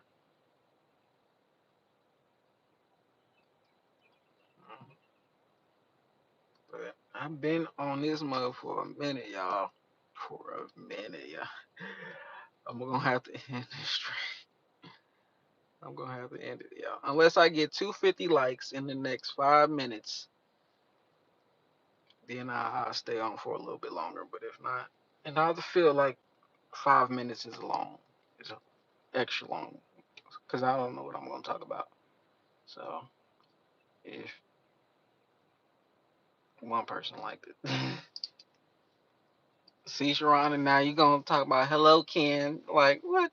Now I feel like I gotta stay a little bit longer. But it's cool. I just need. I'm thirsty though. Honestly, that's what it is. Don't let my wife come out here and bring me no pop. Try to get me to stay out the house so she can watch TV. She tell me why my wife don't like when I watch Game of Thrones or The Wire or Entourage. And these is all great television shows on HBO, and she like just got some issue with it. Like, come on, these. How could you not like Game of Thrones? I can understand why Entourage because in the beginning of our relationship, like this I had an issue with Entourage. And every time I would watch Entourage, something bad would happen, basically. Like, so I can understand why she don't like Entourage. But Game of Thrones and The Wire? Come on, man.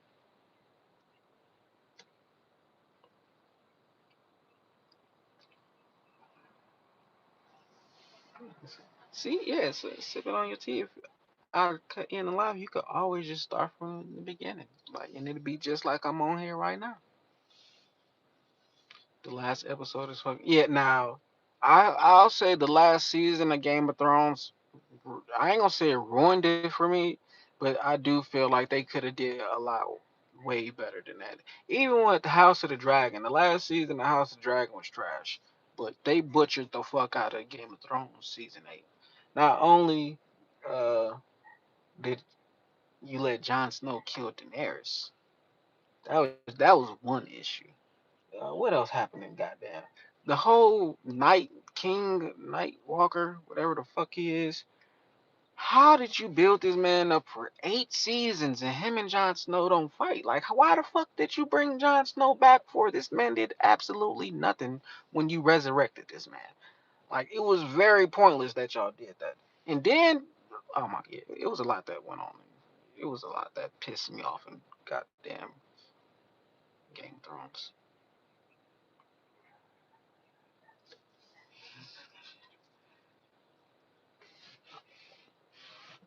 Yeah, I still gotta go back. I watch it continuously though. Like even though it's terrible, I still go back and watch it. I just complained about it over and over again. Like, because every time I watch it, is I see something different from the last time that I watched it, or I always notice something different. Like so, and like I'm interested in the books too. Like so, the books are way better. She don't like it because no, my wife do like Game of Thrones. Let's be clear. She don't like when I watch it. But if it's on the TV, she gets into it. Like she knows who the characters are. Like she knows the scene. Like so she don't like it when I put it on. But it's just like when I don't like some when she put on the circle, right? I hate the fucking circle.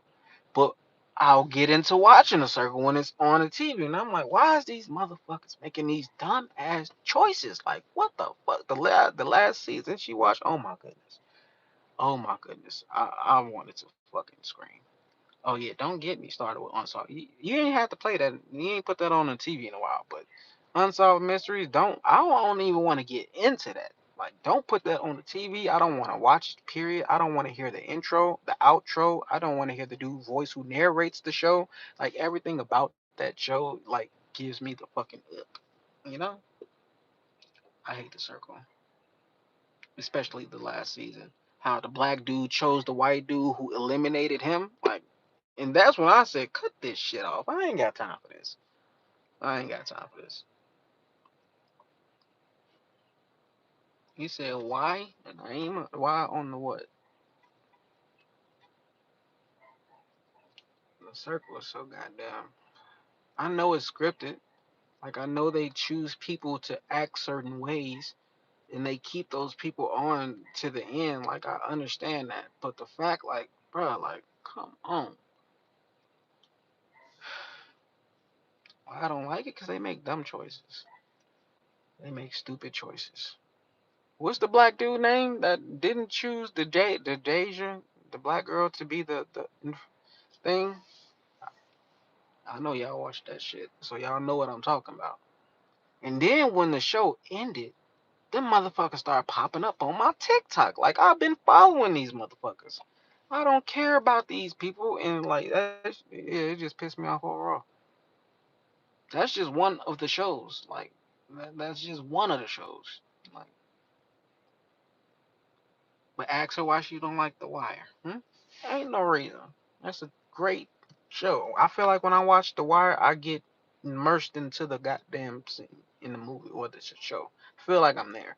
Just like Game of Thrones. I be feeling like I'm there. You watch Love After Lockup. Nah, I don't know nothing about Love After Lockup. I don't know. She used to watch this Lockup show where these jail shows, and I used to hate that shit too. Like I hate jail shows. I hate like the Unsolved Mystery show. I hate The Circle.